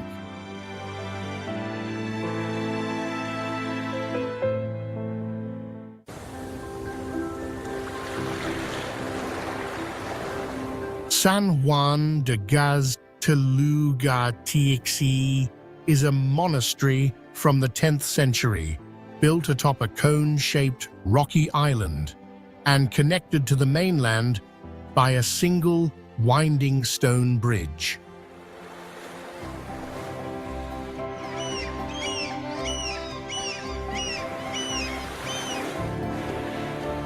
The structure stands dozens of feet above sea level at the heart of the Bay of Biscay, where powerful Atlantic waves repeatedly crash into the sheer cliffs below.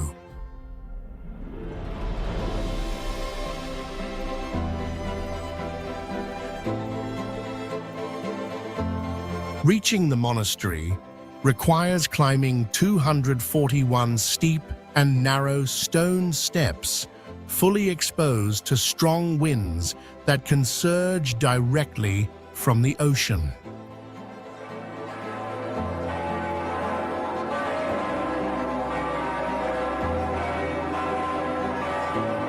According to local tradition, once visitors reach the church, they must ring the bell exactly 3 times to ward off evil spirits and bring good fortune.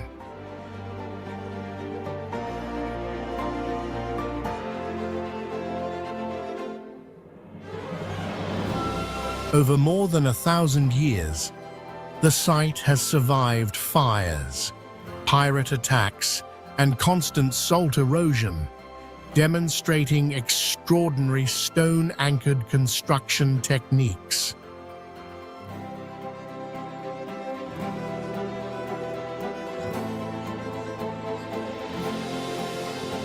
For local fishermen, the monastery remains not just a tourist site, but a sacred place where prayers are offered for safe journeys at sea.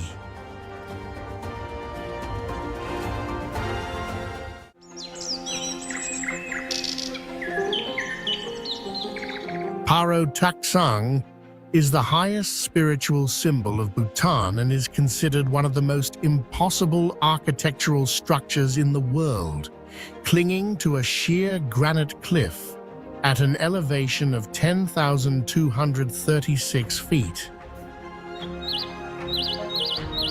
Built without modern machinery or technology, the monastery was constructed entirely by human effort, with every stone and timber carried by hand along narrow mountain paths beside deep drop-offs.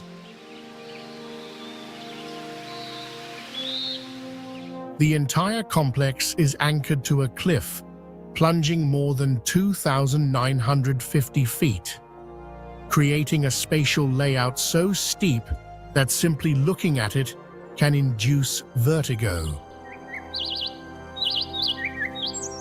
The monastery consists of 4 main temples and 8 caves, some of which are so narrow that only one person can pass through at a time to enter for worship.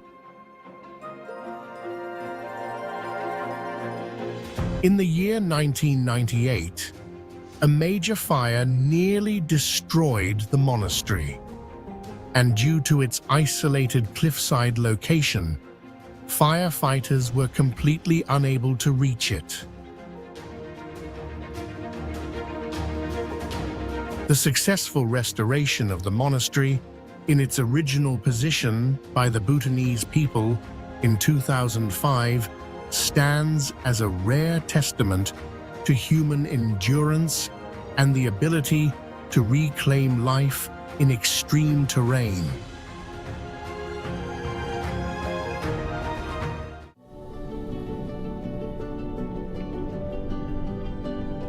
Danka village served as the capital of the Kingdom of Spiti during the 17th century, before political power shifted to Khaza.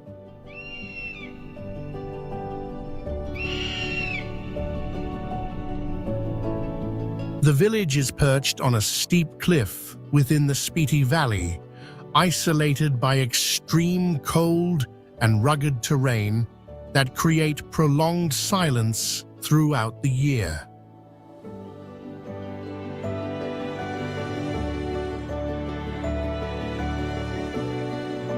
From its elevated position, the confluence of the Spiti River and the Pin River is clearly visible, marking a key geographic junction of the region.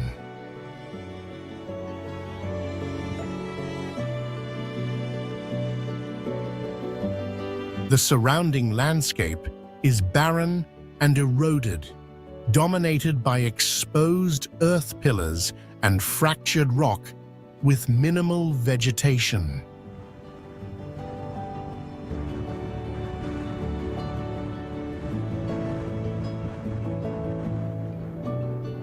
About 1 hour of steep hiking above the village lies Danka Lake, a sacred freshwater lake whose color shifts with changing light and sky conditions.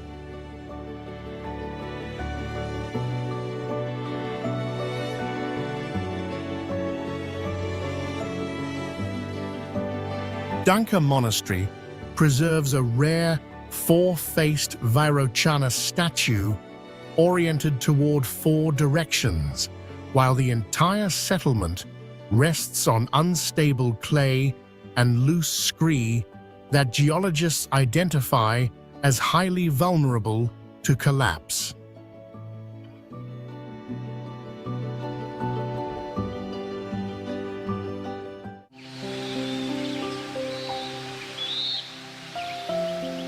Spiti Valley Cliff Settlements refers to a system of ancient villages and Buddhist monasteries constructed directly onto vertical cliffs and sharp mountain ridges within the Spiti Valley.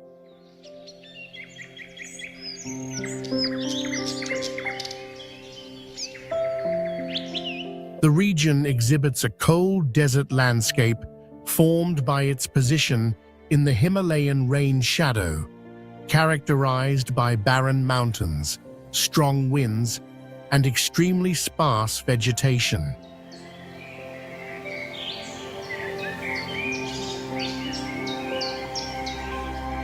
Access routes into Spiti, especially the section between Grampu and Batal, are considered among the most dangerous roads in the world, with unpaved surfaces, extreme narrowness, and sheer drops without guardrails.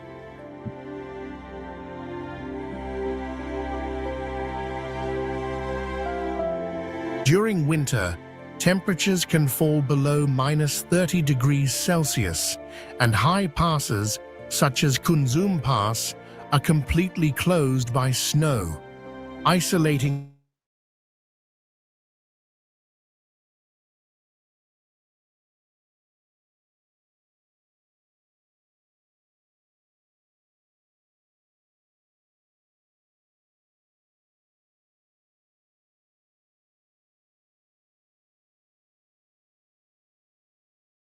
of the confluence of two rivers.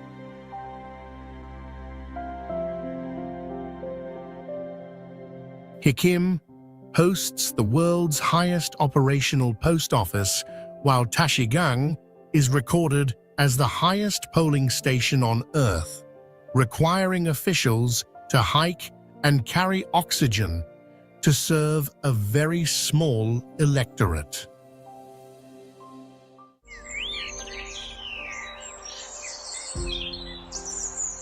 Debre Damo is the oldest continuously active monastery in Ethiopia since the 6th century, isolated entirely atop a flat-topped mountain with sheer vertical cliffs that are nearly inaccessible.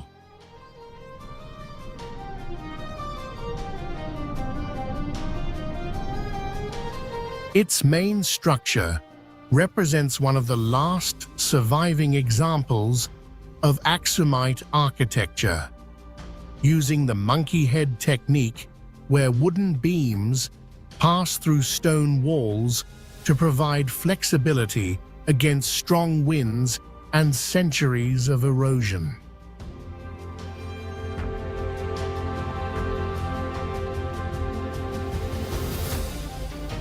In an arid and isolated landscape, monks carved rainwater cisterns directly into the rock and farmed on extremely limited surface areas to sustain a fully self-sufficient way of life.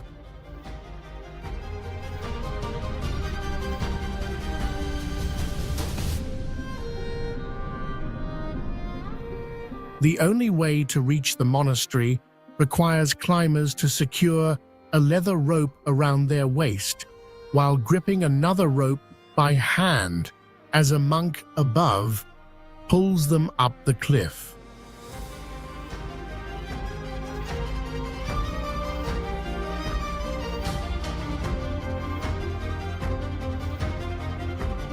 This single climbing rope is made entirely from braided cowhide and has become smooth and slippery over time due to the sweat of thousands of hands.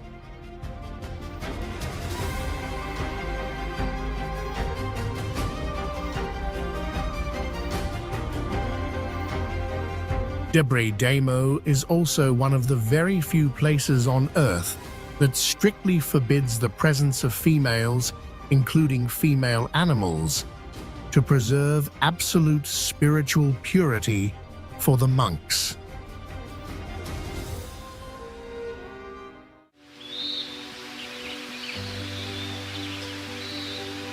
A Maasai village represents a settlement model where defensive fencing forms a direct survival barrier between humans and large predators in East Africa.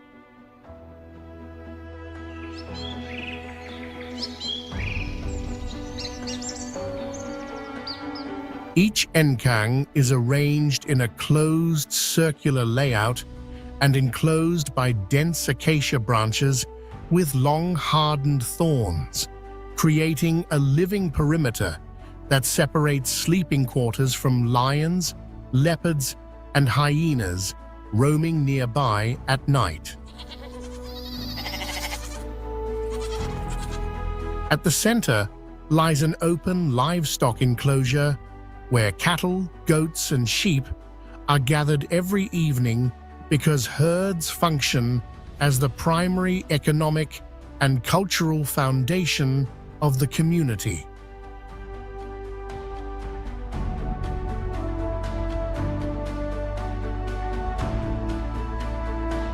The traditional Manyatta houses are dome-shaped and constructed by women using mud, clay, wooden branches, and fresh cow dung, forming compact shelters while also sustaining conditions favorable for flies, Anopheles mosquitoes, and endemic grassland diseases.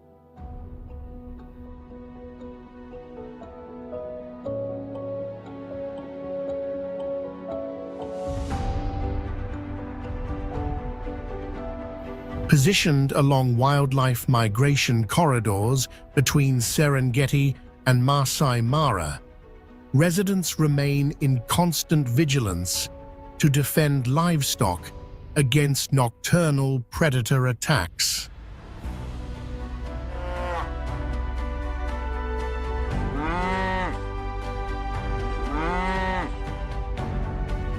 Despite rapid urbanization and tourism growth in Kenya, numerous Maasai communities continue to preserve the circular village structure, high-jumping initiation rituals, and seasonal semi-nomadic herding patterns across generations.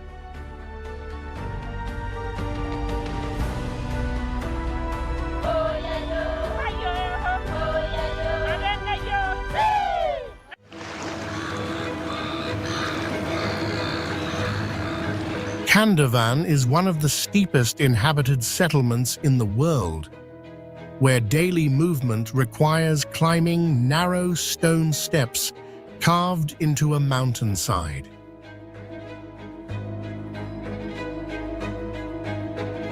The village remains a rare rock-dwelling community, continuously inhabited for more than 700 years, with about 117 households living inside volcanic formations, known locally as Karan.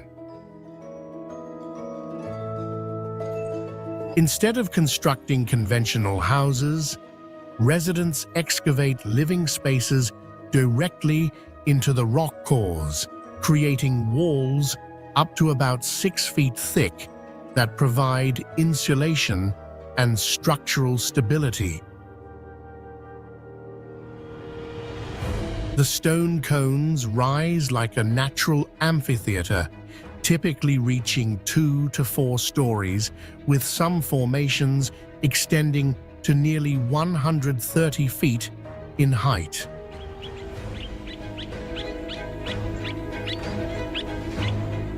Winters last close to 6 months, and heavy snowfall frequently turns pathways into icy slides that can temporarily isolate the settlement. Kandavan also features a hotel carved into volcanic rock and small exterior niches illuminated at night with oil lamps, forming a natural lighting network along the cliff face.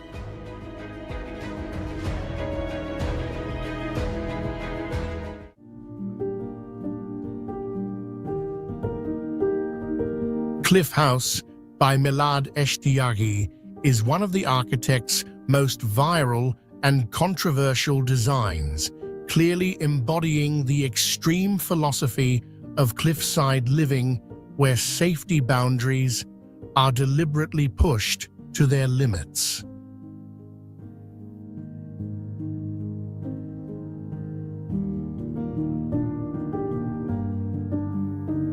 The house is composed of stacked modular volumes arranged both vertically and horizontally, including a dramatic C-shaped block that projects completely into open air above the abyss.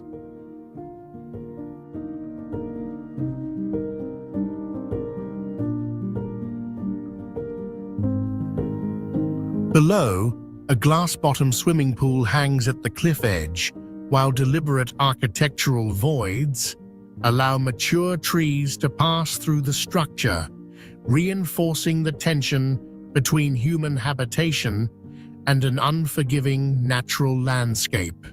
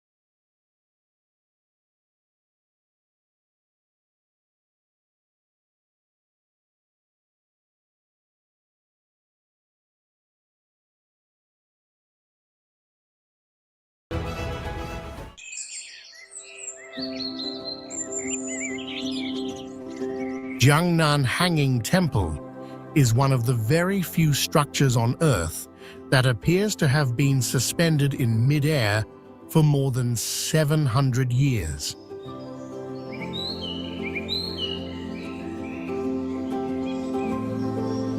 Its main halls and shrines sit hundreds of feet above the ground, with half of the structure carved into the cliff, while the other half projects directly over a deep abyss.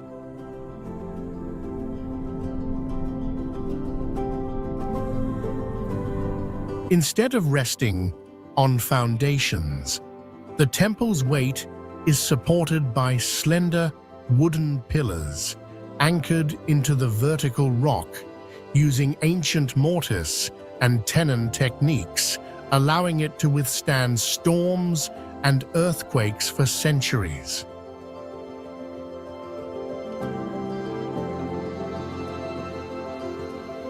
The entire structure is attached to a massive rock formation, shaped like the Buddha, creating the illusion that the temple grows directly from the mountain itself.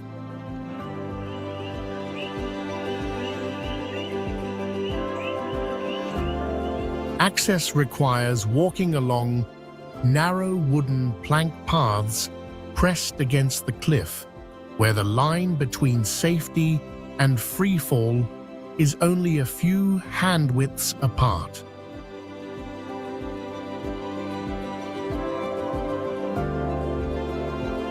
Today, a glass bridge spans part of the cliff, letting visitors look straight down into the void and merging ancient architecture with modern extreme tourism.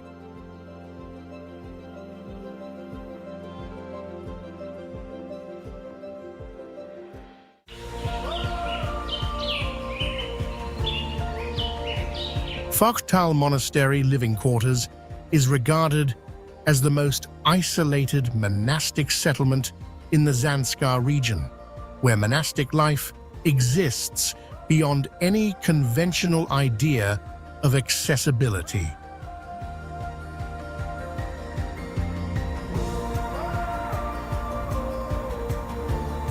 The monastery clings directly to a vertical limestone cliff inside a narrow gorge, overlooking the fast-flowing Emerald Zarap River and creating a suspended zone of survival between rock and water.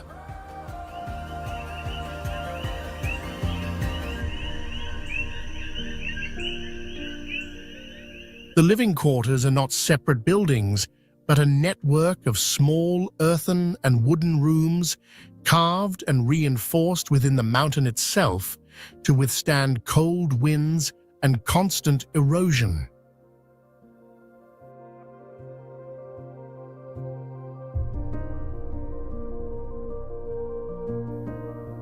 Phoktal is one of the very few monasteries in Ladakh with no vehicle access at all, requiring journeys on foot or by horse and mule along narrow and slippery trails where a single misstep can mean a fall hundreds of feet into the gorge below.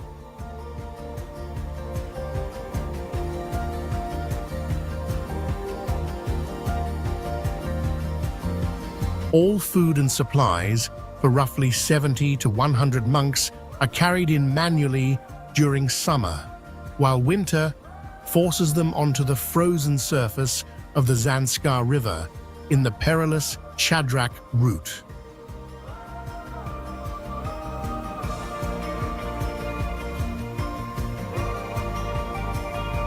In February 2025, a major rockfall severely damaged the prayer hall and storage areas, exposing how the monastery's existence constantly balances between spiritual isolation and mortal danger.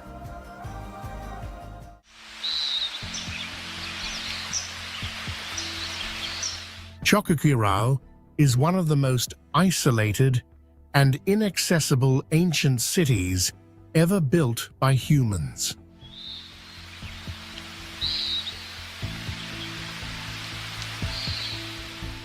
The settlement sits on a mountain ridge with sheer cliffs overlooking the deep Apurimac Canyon, leaving it almost completely cut off from the surrounding world.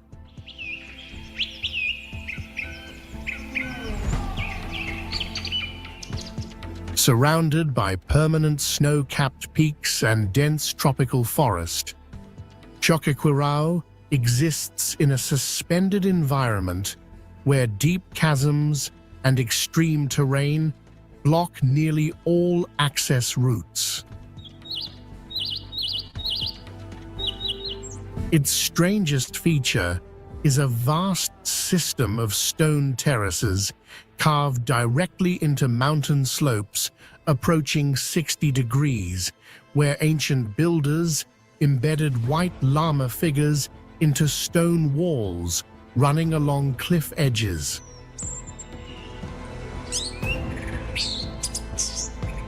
Houses and temples have remained standing for more than 500 years, despite earthquakes and severe erosion in the Andes Mountains, revealing extraordinary construction skill.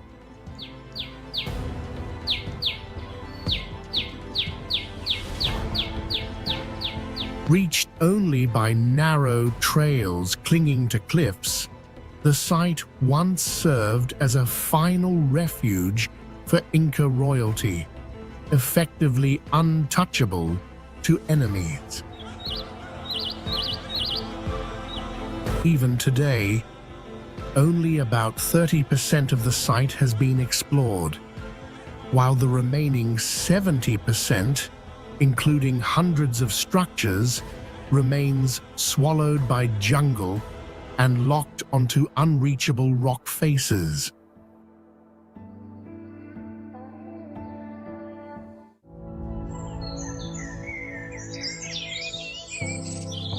Abuna Ye Matagu is considered the most dangerous church in the world, carved entirely by hand into a vertical sandstone pillar at an elevation of more than 8,200 feet above sea level.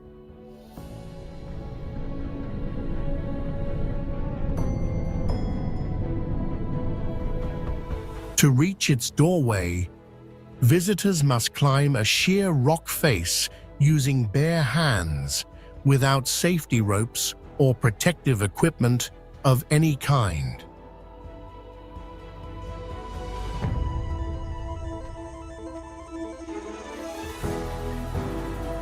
The church stands isolated atop a natural stone tower, accessible only through narrow footholds just wide enough for toes, worn smooth by more than 15 centuries of continuous use.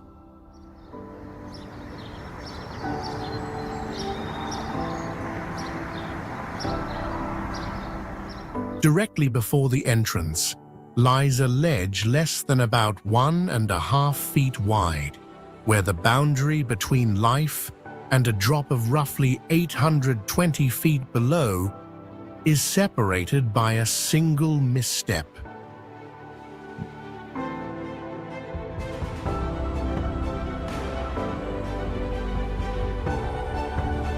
The church preserves heavy and priceless ancient manuscripts handwritten on goat skin, raising unanswered questions about how such objects were carried to this height centuries ago.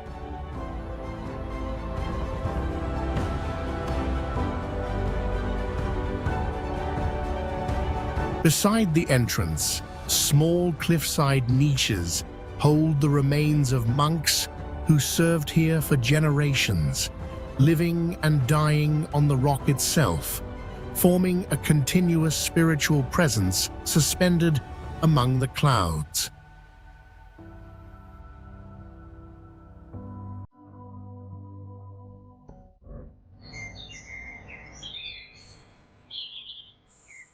Maijishan Grottos is regarded as the largest clay sculpture complex in the East, featuring more than 7,000 relief statues modeled entirely from compacted earth inside hanging caves.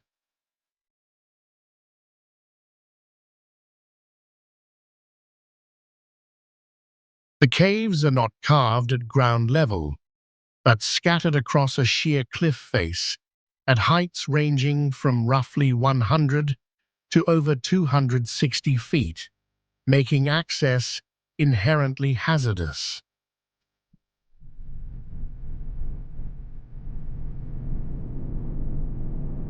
Construction legends describe how ancient craftsmen stacked massive wooden scaffolds from the mountain base upward, dismantling each level as work progressed, giving rise to the story known as cutting wood downward.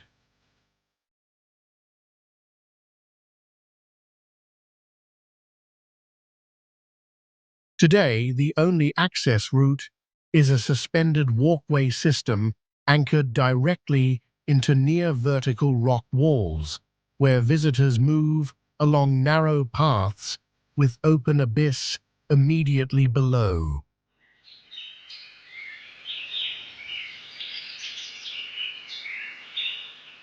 Several stair segments connecting cave tiers rise at almost vertical angles, forcing climbers to rely entirely on handrails to maintain balance.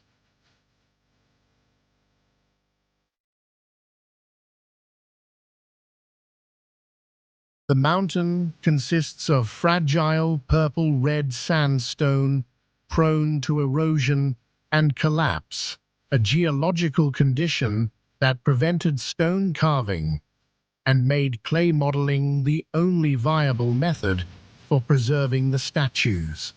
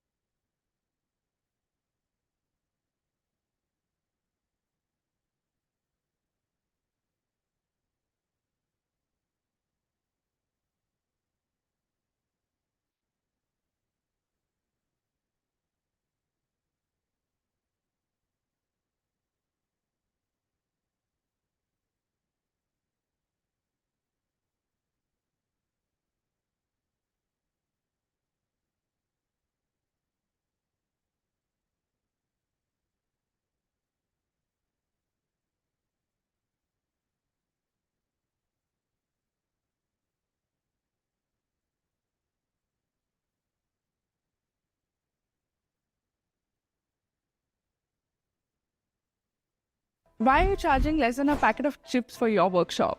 This workshop, I want everyone in India who is working right now.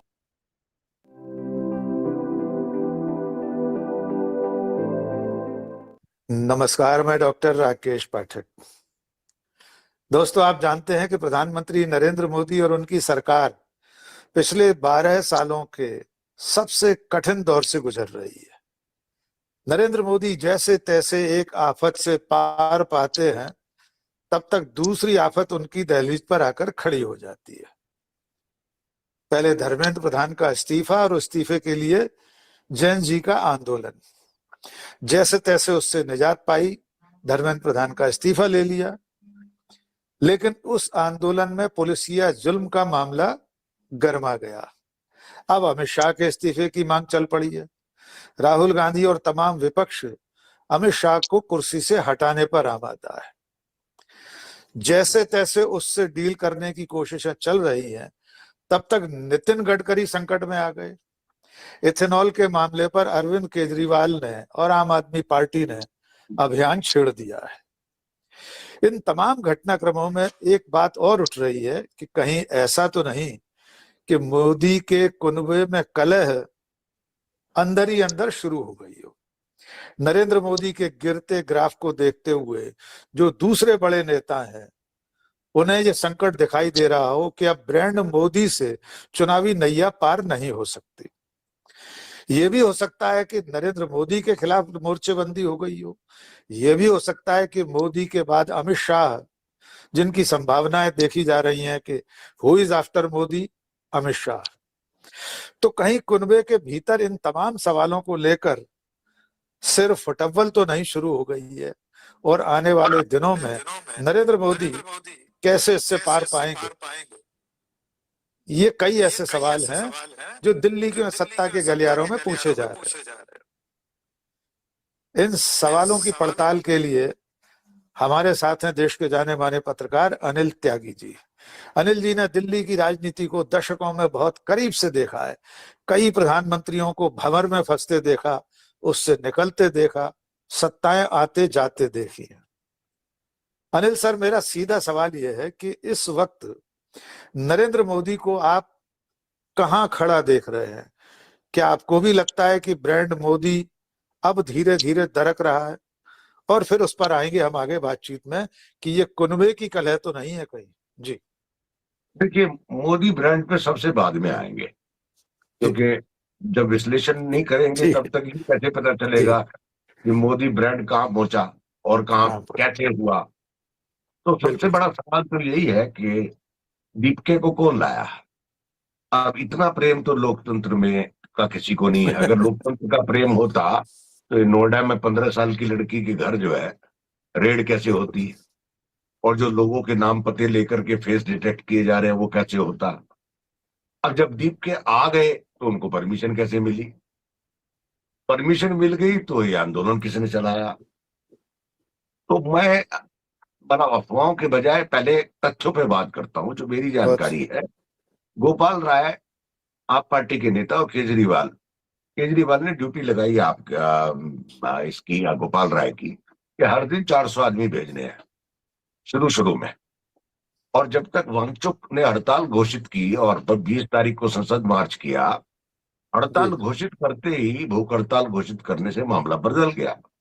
लोग serious हो गए, वांगचुक की खबरें छपने लगी, उनका health bulletin निकलने लगा। अब इस देश में कुछ भी कहो, लोग जो है लोगों के प्रति, जान के प्रति चिंतित तो हैं। बिल्कुल।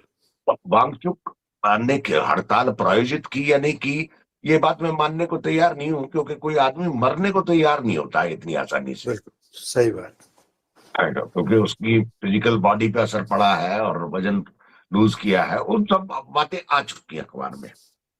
लेकिन दिल्ली में कई चर्चाएं हैं, पहले उन चर्चाओं पर डिस्कस करेंगे कि क्या नरेंद्र मोदी से अमित शाह की गुत्थम गुत्था हो रही है, क्या गडकरी को निपटाने का काम शुरू हो गया है, क्या दिल्ली में अमित शाह ने की जो दूसरी लॉबियां हैं वही कह रही हैं कि अमित शाह प्रधानमंत्री बनना चाहते हैं, राजनाथ को प्रधानमंत्री बनाना चाहते हैं। ये सब चर्चाएं हैं, हमारे पास कोई पुख्ता जानकारी नहीं है। जो पुख्ता जानकारी होगी वो मैं पुख्ता के साथ बताऊंगा आपको। सही। तो ये सब चर्चाएं हैं। अच्छा, ये राजमहल है। राजमहल का राकेश जी बड़ा जबरदस्त नियम होता है, उसमें हर वक्त एक दूसरा आदमी धक्का देने को तैयार रहता है एक दूसरे के, क्योंकि सर्वाइवल का सवाल है। और राजा को भी दिक्कत रहती है, जो वो राजा होता है, कि मुझको धक्याने का नंबर तो नहीं शुरू हो गया। तो राजा क्या करता है, तो नीचे जितने बर्तन होते हैं उन सबको धक्याने में लगा रहता है, वो सब आपस में एक दूसरे को, ताकि राजा सेफ रहे। वो आज की दिल्ली की भारतीय जनता पार्टी की, नरेंद्र मोदी की सरकार की तस्वीर है। आप समझिए, उसमें नाम मैं नहीं ले रहा, लेकिन अपन केजरीवाल पे आएंगे, क्योंकि केजरीवाल पंजाब के परोक्ष रूप से मुख्यमंत्री हैं। भगवंत मान उन्होंने वहां जो है अपने मित्र को बैठा रखा है। शिक्षा में जो पूर्व दिल्ली के शिक्षा मंत्री थे सिसोदिया साहब, वो लगातार वहीं चंडीगढ़ में बैठ के सरकार चला रहे हैं। तो केजरीवाल आ गए अब दिल्ली। अब केजरीवाल की एक आदत है, केजरीवाल खाली नहीं रहता है, उसको कुछ ना कुछ चाहिए। और केजरीवाल ना सैडिस्ट है, तो उसको दूसरे को देख के खुशी नहीं होती उसको।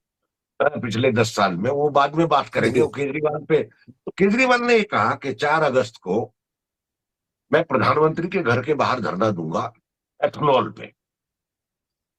अरे भाई एथनोल पे धरना दोगे बहुत अच्छी बात है। आप नितिन गडकरी देश की समस्या है, E20 आ रहा है, लेकिन आप चूंकि एक राज्य के परोक्ष रूप से मुख्यमंत्री हो, तो आपके अधिकार में है कि सुपर 100 जो है तेल सब जगह पेट्रोल पंपों पे मिलना चाहिए। आप एथनॉल की खरीद बंद कर दो, राज्य सरकार को अधिकार है। ये और तो आप राज्य का कह रहे हो अधिकार है। कि एथनॉल का पेट्रोल का सुपर का पेट्रोल का रेट कम कर दो, वो भी आपके हाथ में है। अब एक्साइज ड्यूटी लेनी बंद कर दो। लेकिन हर राज्य की सरकार दो ही काम से चल रही है, एक पेट्रोल से, बल्कि तीन काम से, एक पेट्रोल से, एक हाउस टैक्स से और एक शराब से। बाकी तो शराब कोई से, इनकम बिल्कुल। बची नहीं। हाँ, या आपके हमारी जेब से वो जीएसटी का जो नौटंकी है उससे चल रही है, वो जो जिसमें हिस्सा कई मिल गुणा जाए राज्य को। जी। अभी आज खैर वो उस मुद्दे पे बाद में बात करेंगे, मुद्दा बदल जाएगा जीएसटी का। जी जी। तो केजरीवाल जी से ये सवाल है, भाई ऐसा क्या हुआ? तो लोग दिल्ली में कह रहे हैं, तभी मैंने आपको एसएमएस भी किया कि केजरीवाल को गडकरी को निपटाने की सुपारी मिल गई।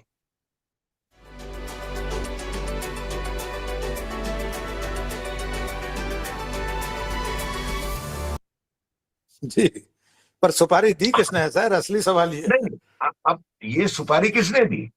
क्योंकि जब इस तरह का काम होता है, इस तरह के देखिए, जब इस तरह के काम होते हैं, इस तरह की सुपारी का कोई तथ्यात्मक वर्णन तो और आपके पास नहीं होता कागज है, तो हमको सही होता मिलेंगे नहीं।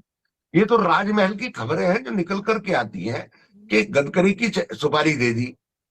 अब केजरीवाल जब ये आंदोलन चला दिल्ली का और उसको सपोर्ट कर रहे थे, तो दिल्ली का आंदोलन किसने चलाया? क्योंकि राहुल गांधी का जो वर्चस्व बढ़ता जा रहा था, वो वर्चस्व का उस स्पेस को टेक ओवर करने के लिए ये केजरीवाल को घुसा दिया। अब वो स्पेस टेक ओवर नहीं हुआ, वो पूरा का पूरा स्पेस ही पलट गया। राहुल गांधी तो अभी भी उसी मुद्दे पे लगे हुए हैं, आप समझ रहे हैं? अब गडकरी के बिल्कुल। एथनॉल की कहानी ये है मेरे मित्र, कि जेनेटिकली मॉडिफाइड जो मक्का है वो तो आप ला नहीं सकते अमेरिका से, तो वो तो बैन है जीएम की। तो मक्का खा नहीं सकते, तो आप उसका तेल तो निकाल नहीं सकते हो, ईंधन तो बना ही सकते हो। पिछले 1 साल से अब मक्का का इंपोर्ट डबल हो गया है, आपकी जानकारी के लिए। बिल्कुल। तो अब मक्का और सोयाबीन दो ही समस्याएं ट्रंप की हैं। तो सोयाबीन की समस्या तो चीना चाइना ने निपटा दी, मक्का की से समस्या कौन निपटाएगा? तो आप एथनॉल हमारी गाड़ियों में भर दिया इन्होंने, और एथनॉल भरा जा रहा है, तो आप क्या करोगे? तो एथनॉल के लिए जब गडकरी का काम शुरू हुआ, अब गडकरी ने ये काम अब अपने अकेले में तो किया नहीं होगा, कैबिनेट है, कैबिनेट है, कैबिनेट ने बिल्कुल। लिया ना, तो उसकी जिम्मेदारी नीतिगत गडकरी फैसला पे है। क्यों डाल रहे हो? मैं गडकरी को डिफेंड नहीं कर रहा हूं। गडकरी ने तो क्या किया, उस एथनॉल का प्रचार किया, उसके लड़के पे आरोप भी लग रहे हैं, उसकी फैक्ट्री है, अब वो उसमें फैक्ट्री एक घाटे सवाल। में है प्रॉफिट में है, वो जांच का जी विषय है। हाँ, सर वो एक एंगल मिनट बदल सर। गया कैमरे का।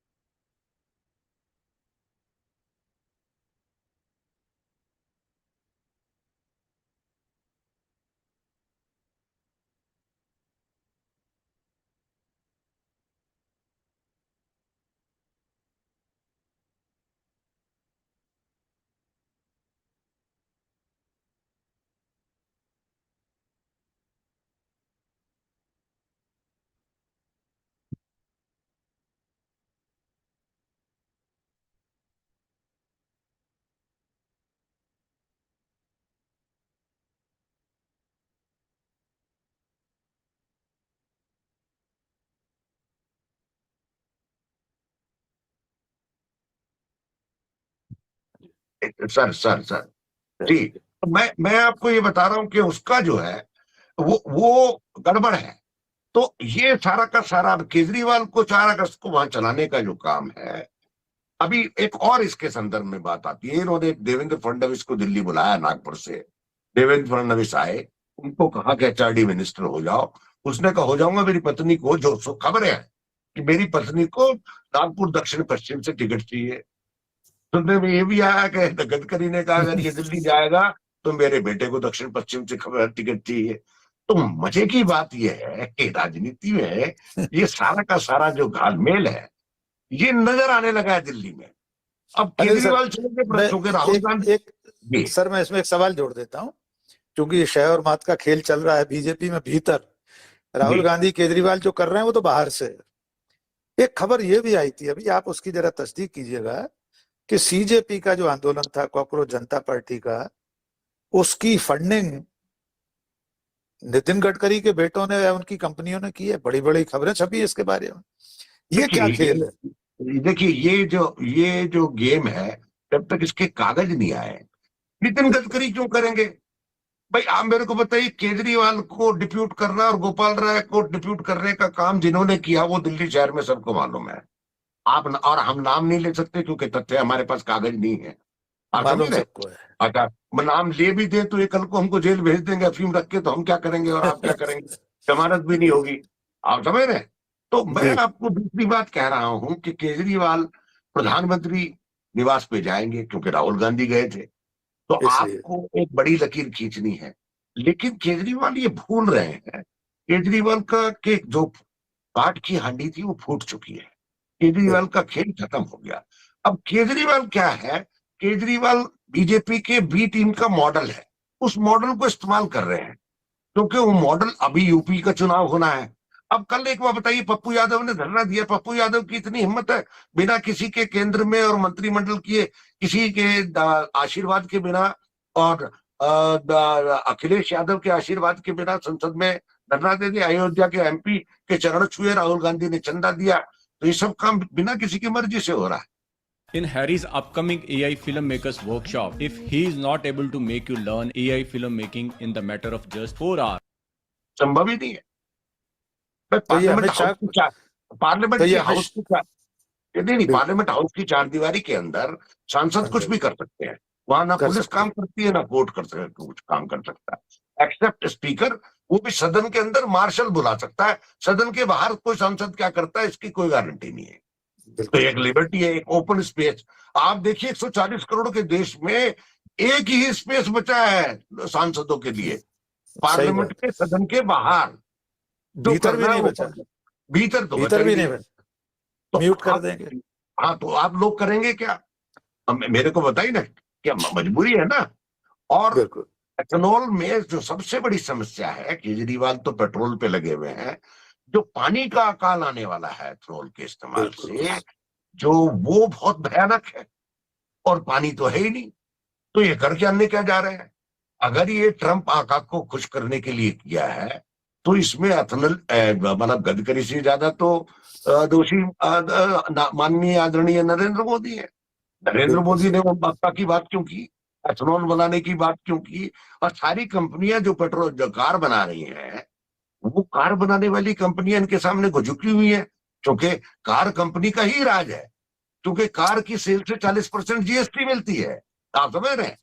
अगर 1 करोड़ की कार खरीदते तो 40 लाख रुपए तो ये ले जाते हैं, या 10 लाख की कार खरीदते तो 6-4 लाख तो ये ले जाते हैं।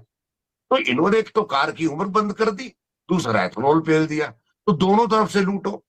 आप समझ रहे हैं? 40 रुपए का तेल आप 120, 110 रुपए, 115 रुपए, 102 रुपए बेच रहे हो। आप समझिए ना, ये देश को मूर्ख बनाने का काम हो रहा है और देश की जनता को समझ में आ गया है। आज जिस तरह के प्रधानमंत्री के मेम बनने के बाद जो ये जेड से माय डियर फ्रेंड्स का जो उद्बोधन हुआ है, उसको वो बूमरैंग कर गया। एक और चिंता दिल्ली में जो ब्यूरोक्रेटिक सर्कल में हो रही है, बड़ी गंभीर बात मैं बता रहा हूं।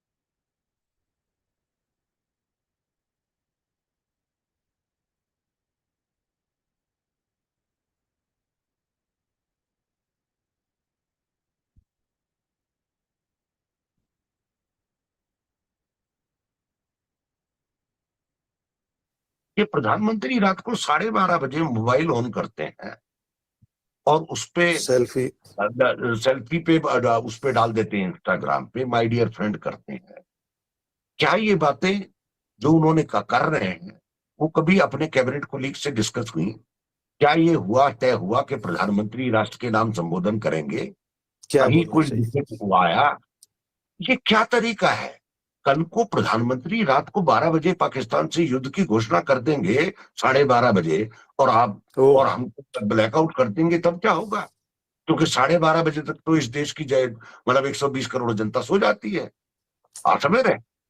बिल्कुल सही। तो ये एक बहुत बड़ा खतरा है। प्रधानमंत्री को ये सोचना चाहिए कि ये बच्चों का संबोधन नहीं है, ये बच्चों के माफ करने का किस्सा नहीं है, ये एक राष्ट्र की समस्या है, उसको सुलझाना पड़ेगा।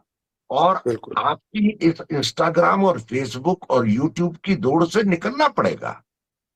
प्रशासनिक मामला है ये। तो सर आपको क्या लगता है ये लड़ाई सामाजिक नहीं, ये लड़ाई सामाजिक, ये जो यूट्यूब और फेसबुक है इस पे नहीं लड़ी जा रही, क्योंकि सामाजिक वो गवर्नमेंट का कुप्रबंधन है। आप उस कुप्रबंधन को आप इंस्टाग्राम से कवर करना चाहते हो, नहीं होने वाला है। और एक और बड़ा खतरा, जी आप कुछ पूछ रहे थे। मैं ये पूछ रहा था सर कि आपने कहा कैबिनेट से बिना बातचीत किए, कोई नीतिगत राय लिए बिना वे रील बना रहे हैं। प्रधानमंत्री कार्यालय के अधिकारी भी अनभिज्ञ होते हैं। उनके पास सर मेरे जिज्ञासा है, मैंने नहीं जाना पीएमओ में क्या, पीएम के आवास में क्या व्यवस्थाएं हैं। क्या एक कर्मचारी नहीं होता जो ट्राइपॉड पर मोबाइल लगा के उनका वीडियो रिकॉर्ड करवा सके? उन्हें रिकॉर्डिंग स्टार्ट, रिकॉर्डिंग एंड अपनी उंगली से करना पड़ रहा है। देखिए, जो मुझे पुरानी जानकारी है, पीएमओ के अधिकारी भी नहीं, जो मुझे पुरानी जानकारी है, रात को 10 बजे के बाद जो सारा स्टाफ है वो चला जाता है। प्रधानमंत्री क्या देते हैं जाए, उनमें एक टेलीफोन पे रहता है ऑपरेटर जो पीएमओ में फोन है, और एसपीजी के जो इमीडिएट 4 लोग हैं वो, और एसपी पूरी पार्टी की पैराफर्नेलिया रहता है। 2 पर्सनल जो सिक्योरिटी गार्ड हैं जो घर के बाहर एकदम कमरे के बाहर रहते हैं, वो रहते हैं। कमरे के अंदर अब प्रधानमंत्री क्या करता है किसी को क्या पता है, और किसी की क्या हिम्मत है प्रधानमंत्री को ये कहने की कि अभी रील नहीं बनाएंगे। उनका तो सुरक्षा का मामला है ना। वो ये थोड़ी कह सकते प्रधानमंत्री को आप संग मोहम्मद रफी का गाना क्यों सुन रहे हो, किशोर कुमार का गाना क्यों सुन रहे हो। आप समझ रहे? समस्या यहाँ है। समस्या ये है कि अगर आप देखें तो कमरा नितांत अकेला एक ड्राइंग रूम में बैठ करके वो बनती है। खुद वीडियो ऑन करते हैं, खुद वीडियो ऑफ करते हैं, पीछे कोई नहीं होता है। तो इसका मतलब वो अकेले में चिंता, उनको कछुती है ये बात कि बच्चों ने मुझको गालियां दी, तो आत्मग्लानि से तो भरपूर है भाई, उसका तो प्रबंधन करना चाहिए। आप प्रधानमंत्री हैं, आप रील बाजार करने के बजाय आप लोगों को, बच्चों को कंपनसेट दें, यूपी को ऑर्डर करें कि इस बच्ची के साथ कुछ नहीं हो, जिनके चोट लगी है उनके घर जाएं, ये काम करें। Stop.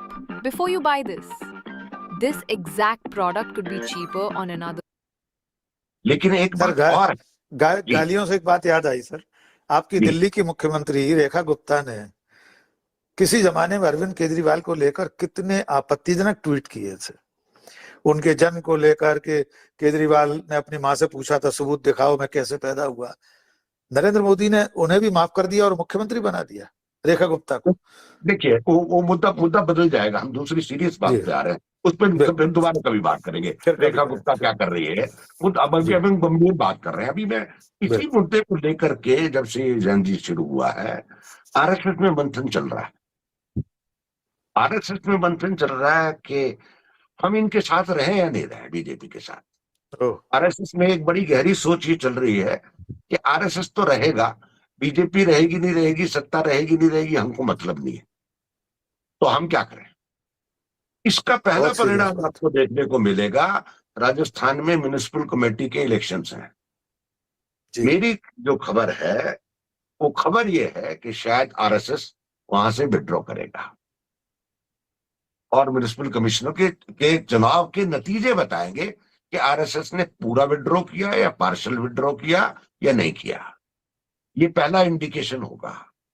और दूसरी बात एक बड़ी इंपॉर्टेंट, आज चिदम्बरम ने अपने आर्टिकल में लिखा है, तमिलनाडु के चुनाव को लेकर के नरेंद्र मोदी जी, कोई आश्चर्य नहीं होना चाहिए 2029 में आपके पैरों से जमीन खिसक जाए, क्योंकि लोग रील बनाते ही रह जाएंगे।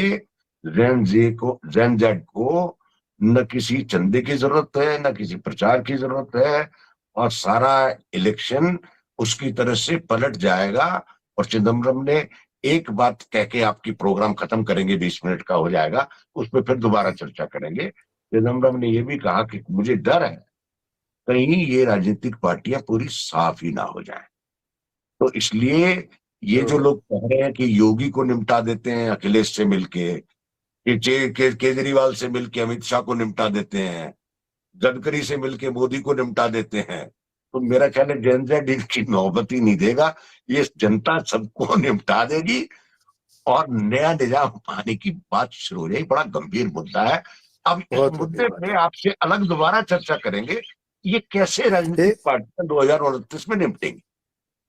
एक सवाल सर रह गया, अभी हमारे पास समय है, अगर आपके पास समय हो तो हम 5-7 मिनट बात कर सकते हैं। मेरे पास समय जी। देखिए, अमित शाह के इस्तीफे को लेकर राहुल गांधी और विपक्ष लामबंद है, लेकिन अरविंद केजरीवाल, कॉकरोच जनता पार्टी, अभिजीत दीपके उतने मुखर क्यों नहीं दिखाई दे रहे? ये क्या पहेली है? देखिए, मुखर का होना कारण ये है, मैं बहुत दिन से सोच रहा हूं, 2 पॉइंट है इसमें कि अभिजीत दीपके और सौरभ दास, हाँ, और उस पिछले लड़के का नाम में याद नहीं आ रहा, या तो इन तीनों ने ये इस्तेमाल हो गए या इन तीनों ने इन सबका इस्तेमाल कर लिया। आशुतोष राका, सौरभ दास और दीपके ने या तो इनका इस्तेमाल कर लिया सबका, या सबने इनका इस्तेमाल कर लिया। ये आने वाले दिनों में पता चलेगा। अभी इसका एनालिसिस करना पड़ेगा, क्योंकि 2 बातें होंगी। अगर यूपी के चुनाव में कहीं गलती से कूद गए तब तो it will be A premature death, आप समझ रहे हैं, क्योंकि यूपी के चुनाव को तो बीजेपी ही निपटाने में लगी हुई है अखिलेश जी के माध्यम से।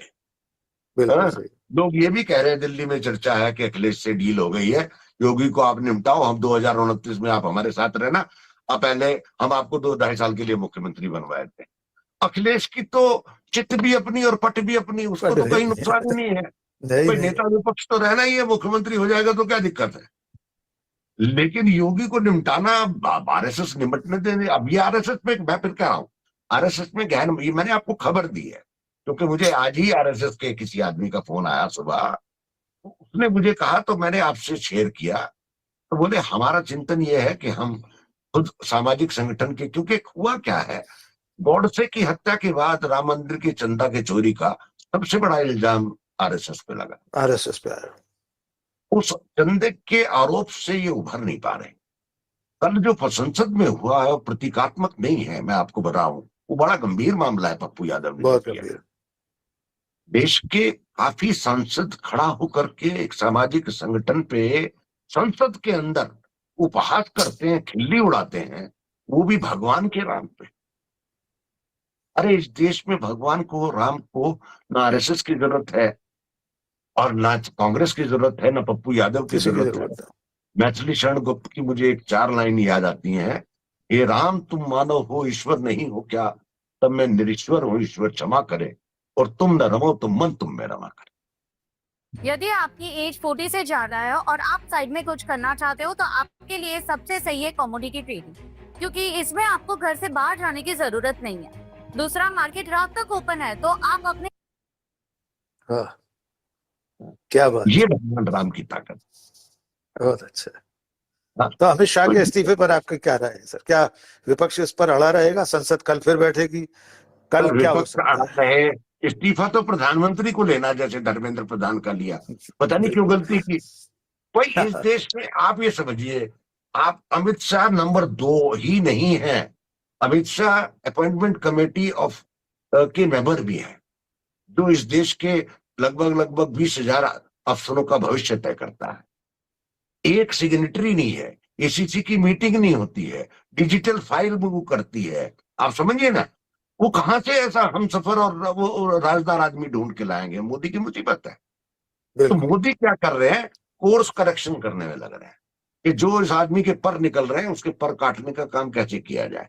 तो ये पर कतरन काम चल रहा है, चाहे वो गडकरी का हो और चाहे अमित शाह का हो। कट टू साइज जिसे बोलते हैं ना, वो कट्टू साइज कार्यक्रम चल रहा है। और राजनीति में सब आनंद की स्थिति में है, राहुल भी आनंद की स्थिति में, राहुल इज एंजॉइंग। हाँ, आप समझिए, राहुल को मजा आ रहा एंजॉय है। कर रहे हैं, राहुल मजा आ रहा राहुल नेता विपक्ष के नाते इस समय फुल एंजॉय। मतलब मैंने उस आज लड़के को, मतलब नेता विपक्ष है, लड़का तो नहीं कहना चाहिए, उस नेता को बड़े मैच्योर होते हुए देखा है। उसको अब राजनीति समझ में आने लगी है, आप समझिए, इसीलिए बड़ा सटीक हमला किया। आप देखिए, मर्म पर चोट करने लगे हैं, मर्म पर चोट करने लगे। हाँ, उसको समझ में आ गया। अब जैसे लोकसभा में दो ये हमले हुए, आरएसएस पे और अमित शाह पे, उसको पता बीमारी का। तो राहुल गांधी को अब भारतीय जनता पार्टी की बीमारी पता चल गई। धीरे धीरे धीरे धीरे धीरे चलेगा। लेकिन मैं फिर उसी बात पे आता हूँ, चिदम्बरम का इंडियन एक्सप्रेस का आज का आर्टिकल सबको पढ़ना चाहिए। आज रविवार है, 2 अगस्त है, उसका अंक निकालिए। वो बड़ी गंभीर चेतावनी है, क्योंकि ये फेसबुक, यूट्यूब और इंस्टाग्राम और बाकी जो 26 सोशल नेटवर्क साइट्स हैं, ऐसा ना हो कि धरती निकल जाए नीचे से नेताओं की और पॉलिटिकल पार्टी, जैसे कि तमिलनाडु में, तमिलनाडु में। तो ये देश हादसे का नहीं है। प्रधानमंत्री को सोचना चाहिए, मामला गंभीर है, देश चलाने का काम करें और इस फेसबुक और ट्विटर और इंस्टाग्राम के दलदल से बाहर निकल आए। बहुत बहुत बढ़िया बात कही अनिल त्यागी सर ने कि प्रधानमंत्री को रीलबाजी से निकलकर रियल पॉलिटिक्स करना चाहिए, रियल एडमिनिस्ट्रेटिव काम करना चाहिए। और अनिल सर का मानना यह है कि इस वक्त सत्ता के अंतःपुर में, राजप्रासाद में शय और मात का खेल तेज हो गया है। कौन किसको शय लगा रहा है, कौन किसे मात देना चाहता है, ये धीरे धीरे देश के सामने आ रहा है। और नरेंद्र मोदी इन कठिन परिस्थितियों में भी अपने आसपास के लोगों को कट टू साइज करने में लगे हैं। अमित शाह भी बख्शे नहीं जा रहे हैं। आने वाले दिनों में ये शय मात का खेल, ये रस्साकसी, ये कलह और तेज हो सकती है। आगे फिर किसी मौके पर हम अनिल त्यागी सर से बात करेंगे। आज की इस बातचीत के लिए बहुत बहुत शुक्रिया सर, बहुत धन्यवाद sir.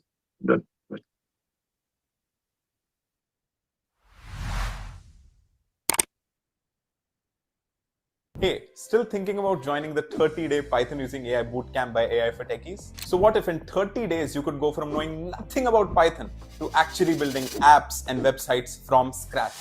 With just 45 minutes a day and a step-by-step module guiding you, it's simple even for complete beginners. Plus, by the end of the bootcamp, you'll receive a certification, which is recognized by top companies that hire Python folks with AI skills. You'll be learning from the best industry experts. Among them would also be IIT alumni who have helped thousands of people like you start their tech career. And it works because folks just like you, inexperienced in the tech field, start from here and then land up 15 to 30 LPA jobs.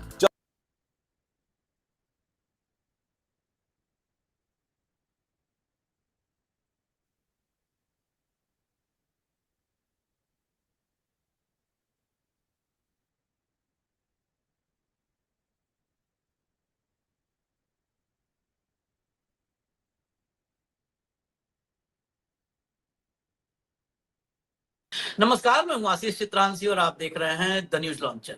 Hot topic with Hemant Atri. ले आइए हेमंत भाई को screen पर जोड़िए। स्वागत है हेमंत भाई आपका।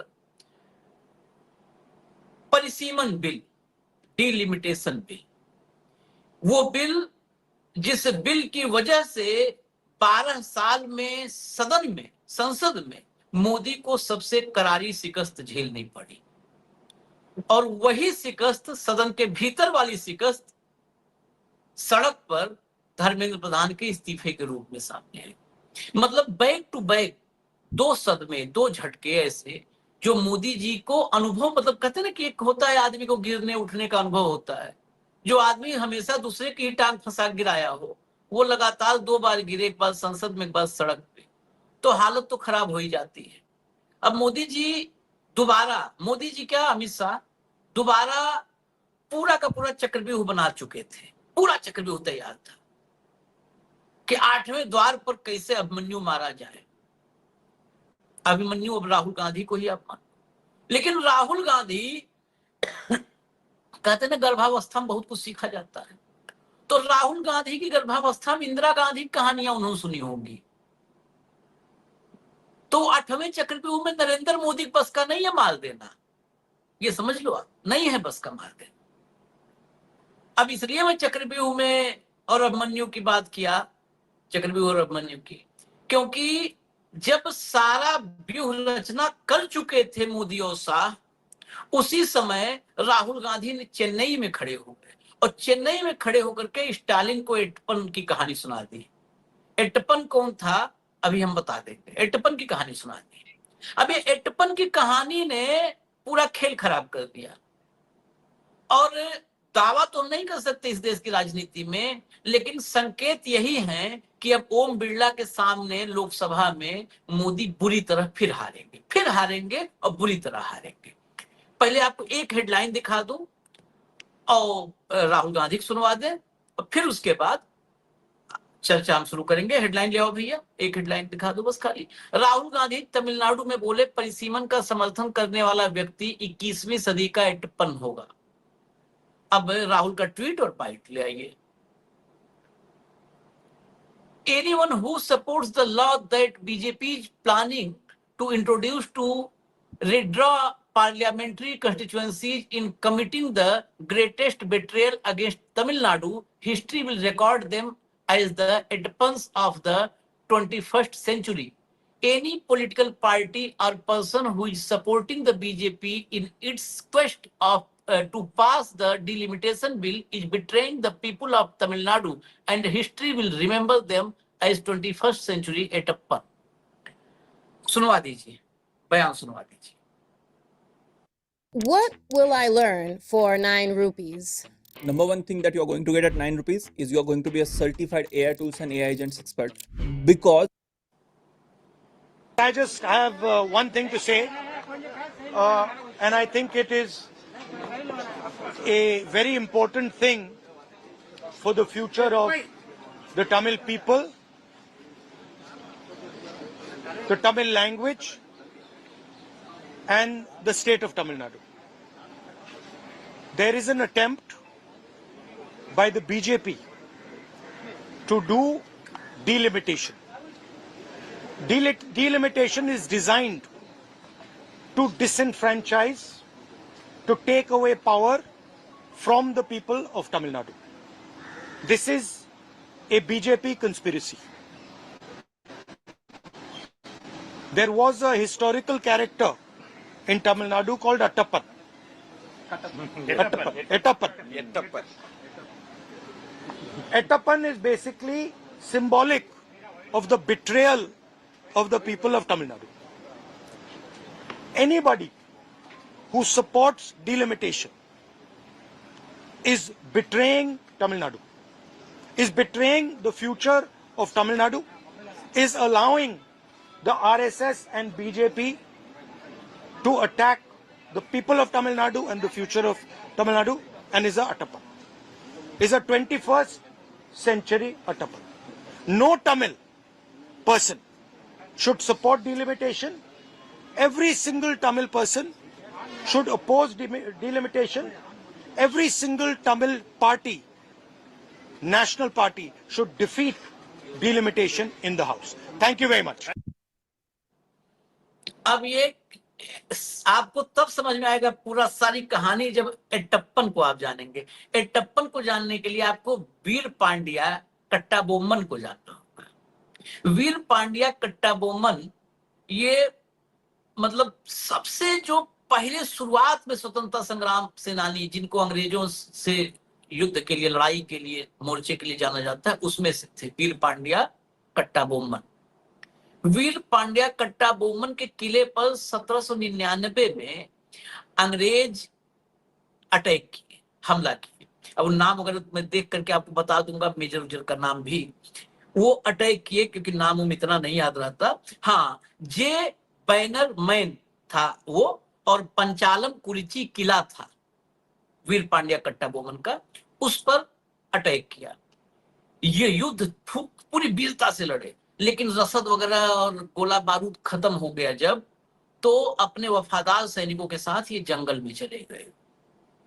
जंगल में जाके छिपे कि युद्ध लड़ना, सरेंडर नहीं किया अंग्रेजों के सामने। जंगल में रहेंगे, युद्ध लड़ेंगे, अंग्रेजों के सामने घुटने नहीं टेकेंगे। वीर पांड्या कट्टाबोम्मन आप कभी भी नाम डालोगे तो इनका नाम बहुत दक्षिण के बहुत मतलब महान स्वतंत्रता संग्राम सेनानियों में नाम आता है। जब ये जंगल में थे तो यही जो वहां की तमिल लोक कथाओं का गद्दार है, सोच लीजिए आप कि एक ऐसा गद्दार जो लोक कथाओं में प्रचलित हो गया। इतिहास में तो एक और भी नाम आता है, उस नाम के साथ ये ये जो है कट्टा बोमन, इसका नाम उससे आगे निकल गया। दरअसल विजया राघवनाथ का नाम पहले आता था, लेकिन लोक कथाओं में आया कट्टा इसका एट्टप्पन का। और एट्टप्पन ने जंगल में कहा छिपे थे, जासूसी करके बताया अंग्रेजों को। अंग्रेज आए, पकड़ ले गए, और फिर 16 अक्टूबर 1799 को इनको इमली के पेड़ में टांग करके फांसी ले दी गई थी। वीर पांड्या कट्टा बोमन को इमली के पेड़ में टांग दिया, फांसी दे दी अंग्रेजों ने। तो ये एट्टप्पन। अब एट्टप्पन को सुनने के बाद, ये कहानी सुनने के बाद, स्टालिन अगर सोच भी रहे होंगे तो फिर वीर पांड्या कट्टा बोमन को सोचना पड़ जाएगा। तमिलनाडु, तमिल, ये लोक संस्कृति, लोक कथाएं इस तमिलनाडु के रग रग में बसी हैं। इसीलिए तमिलनाडु एक ऐसा स्टेट है जहां पर पेरियार की राजनीति, जहां पर जो ये आप जो है द्रविडियन पॉलिटिक्स, ये सब को तमिलनाडु में ही क्यों? क्योंकि वो अलग है। वहां पर लोक कथाएं, वहां का विलेन, वहां का हीरो, उसको वो अपने भीतर बसा लेते हैं। तभी तो हीरो वहां का मुख्यमंत्री बन जाता है और मुख्यमंत्री विलेन बन जाता है। ऐसा वहां पे होता है। हेमंत भाई के पास अब चलेंगे, कहानी काम हो गया अब हमारा। हेमंत भाई, ये पूरी कार्यक्रम, इस बाइट में मुझे जब एट्टप्पन सुनाई दिया तब हम कहे ये कार्यक्रम करना जरूरी है, क्योंकि स्टालिन के पैरों में ये एट्टप्पन की रस्सी बांधती है। अब मोदी के साथ जाना मुश्किल है। क्या कहानी, बिल आएगा मॉनसून सत्र में या रोक लिया जाएगा? आशीष जी नमस्कार, आपको, सारे दर्शक साथियों को भी। देखिए, इतिहास कई बार बहुत महत्वपूर्ण मोड़ पे आके खड़ा हो जाता है, बहुत महत्वपूर्ण। इस देश के अंदर जो मल्टीपोलर पार्टी सिस्टम है, मल्टी पार्टी सिस्टम है, उसको कब से ये तहस नहस करने की तैयारी में थे, आपने लगातार देखा। पहले दिन से ही कहा यही है, कांग्रेस मुक्त भारत। कांग्रेस मुक्त नाम लेने की बात है, विपक्ष मुक्त भारत और एक दलीय शासन व्यवस्था, जिसके लिए चीन की कम्युनिस्ट पार्टी के डेलीगेशन भी पार्टी ऑफिस में आके बैठते। इतिहास का महत्वपूर्ण मोड़ में क्यों कह रहा हूं? भारतीय जनता पार्टी आज से नहीं, अगर आपको याद हो, अडवाणी जी ने एक बात कही थी कि जो वोट हमें नहीं देना चाहते वो बेशक कांग्रेस को वोट दे दे, लेकिन चौटाला को वोट ना दे। बहुत पुरानी बात बता रहा हूं। और उसके बाद जो एनडीए अलायंस था वो टूटने की स्थिति में पहुंच गया। अटल जी बड़े नाराज हुए थे, याद होगा आपको, 2003-4। आज जब भारतीय जनता पार्टी की मोदी सरकार देश के अंदर जितनी भी क्षेत्रीय पार्टियां उनको बर्बाद करने पे तुली हुई है, तृणमूल से लेकर के शिवसेना से लेके एनसीपी से लेकर, आप गिनते जाइए, आप शाम हो जाएगी, सबको निपटा दिया, और जो कभी इनके सहयोगी थे, ये याद रखिए। वैसी सूरत में Rahul Sahu dropped one AI film and got 1.4 million views and landed 2 high-ticket clients. If you are not able to make your first AI film in the matter of just 4 hours, he will refund your money. अब DMK के ऊपर इस देश में multi party system और democracy को बचाने की जिम्मेदारी आ गई है डीएमके के। क्यों? बाकी सारा खेल तो जो करना था कर लिया। इनके पास 22 एमपी। तमिलनाडु के अंदर भाजपा का कोई नाम लेवा नहीं है, कोई कुछ भी कहता रहे, कुछ भी कहता रहे। वैसी सूरत में अगर अब डीएमके या तो मोदी जी की मदद करी तो समझ ले फॉर ऑल टाइम्स वही बात हो जाएगी जो आप कह रहे थे, एक। नहीं तो एब्सटेन भी किया तो भी निपट जाएंगे। एआईडीएम एब्सटेन भी किया तो भी मारे जाएंगे, क्योंकि देखिए वहां पर राजनीति और तरीके की, ये यहां वाली राजनीति नहीं है। कुछ राज्य इस देश में ऐसे बचे हुए हैं जो इनके छलावे में कभी नहीं आए आज तक। अब तक की बात कर रहा हूं, आगे की नहीं कर रहा। पंजाब एक ऐसा राज्य है, इन्होंने अपना सब कुछ कर लिया, पंजाब इनके काबू नहीं है, तो इसलिए अब वहां विभाजन का खेल, हिंदू सिख और वो सारा प्रपंच चल रहा है। ऐसे ही तमिलनाडु भी इनके काबू में कभी नहीं आया, क्योंकि वहां का जो पूरा का पूरा कल्चरल सिस्टम है, socio cultural system, socio religious system, socio caste system, वो इनकी स्कीम ऑफ थिंग्स में फिट नहीं बैठता। इसलिए राहुल गांधी ने तमिलनाडु को चुना, और तमिलनाडु में भी एक लोकल कैरेक्टर के जरिए डीएमके को सलाह भी दे डाली, आगाह भी कर दिया और चेतावनी भी दे दी। एक ही वाक्य में 3 काम कर दिए। तो भारतीय जनता पार्टी का आप देखिए खेल क्या है। पूरे देश में जेनजी हो रहा है, उनसे माफी मांगने की बात हो रही है। मोदी जी माफी मांगने की बजाय उन्हीं को माफ किए जा रहे हैं। उस सारा जो ये चंदा चोरी बिल्कुल बैक बर्दर पे चला गया है। चंदा चोरी का ड्रामा करने वाले, स्किट करने वालों पे पर्चे दर्ज हो रहे हैं। ये सारा आपके सामने हो रहा है। पर्दे के पीछे क्या हो रहा है वो देखना बड़ा इंपॉर्टेंट है। आपने एक चीज ऑब्जर्व की कि जब जब ये लोग फंसते हैं और जब जब ये इनकी असलियत सामने आती है कि घबराए हुए हैं, पैनिक में हैं, डरे हुए हैं, तब तब ये पलट के वार करते हैं। अब हमेशा देखा होगा आपने, क्योंकि डरपोक आदमी की पहली पहचान होती है, आपने जोर से बोले, मैं छुप के भाग गया, और अगर मैं सामने खड़ा हो गया तो आप भाग गए। तो ये वो वाले लोग। तो इन्होंने बेसिकली क्या है कि ये पर्दे के पीछे से सारा ये खेल जमा रहे हैं। तृणमूल में खेल ऐसा लगता है कि हो गया है शायद, 3 तो मीटिंग में ही नहीं गए, और उसके बाद आज सुबह मैंने पढ़ा कहीं कि 8 लोग और भी वहां से जैद करने के चक्कर में है एनपीआई के। फिर तो हो गया प्रिंसिपल, ठीक। लेकिन इसके पीछे की आशीष भाई सारा कुछ करते हुए आप इसके पीछे की एक इकोनॉमिक्स हमें देश को जरूर बतानी चाहिए। आज के दौर में आशीष भाई, सत्ता पे चिरस्थायी कब्जे के लिए एक डिलिमिटेशन कमीशन में ज्ञानेश गुप्ता जैसा आदमी बिठा दो, कुछ करने की जरूरत नहीं। एक खास करके 20-30 हजार करोड़, 50 हजार करोड़ रुपए इनके लिए बाएं हाथ का खेल। कितने भी एमपी लाने पड़ेंगे। सदा के लिए सत्ता स्टैब्लिश होती हो तो क्या महंगा सौदा है। इनका गेम ये है, और इसीलिए राहुल गांधी ने ये बात कहने के लिए, आप ये बताइए, पार्लियामेंट तो भाई साहब 20 तारीख से चल रही है, इस बात को वो कहीं भी कह सकते थे। तमिलनाडु में कल वो एक मृतका के घर गए और वहां से वापसी में ये बाइट दिया स्पेशल। तो इसके मायने बड़े दूरगामी हैं कि देखिए, बीजेपी और आरएसएस उसको तो तमिलनाडु एक्सेप्ट ही नहीं करता। उनकी हिंदी, उनकी मातृभाषा, उनका सब चीजें जबरदस्ती, धक्काशाही तो नहीं कर सकते ना, ये करते हैं उनके साथ धक्का, तो इसलिए वो इनको एक्सेप्ट नहीं करते। ऐसे में जो वहां पर टीवीके की पार्टी की सरकार बनी, जैसी बनी, ठीक बात। डीएमके का साथ छोड़ना कांग्रेस को जिस हालात में पड़ा कि भाई, क्योंकि वहां सरकार बनवानी थी, नहीं तो बीजेपी खेल करने के चक्कर में थी। वहां पर खड़े होकर के ये चेतावनी देना कि ये पाप मत कीजिएगा, नहीं तो आप इतिहास में कैसे दर्ज हो।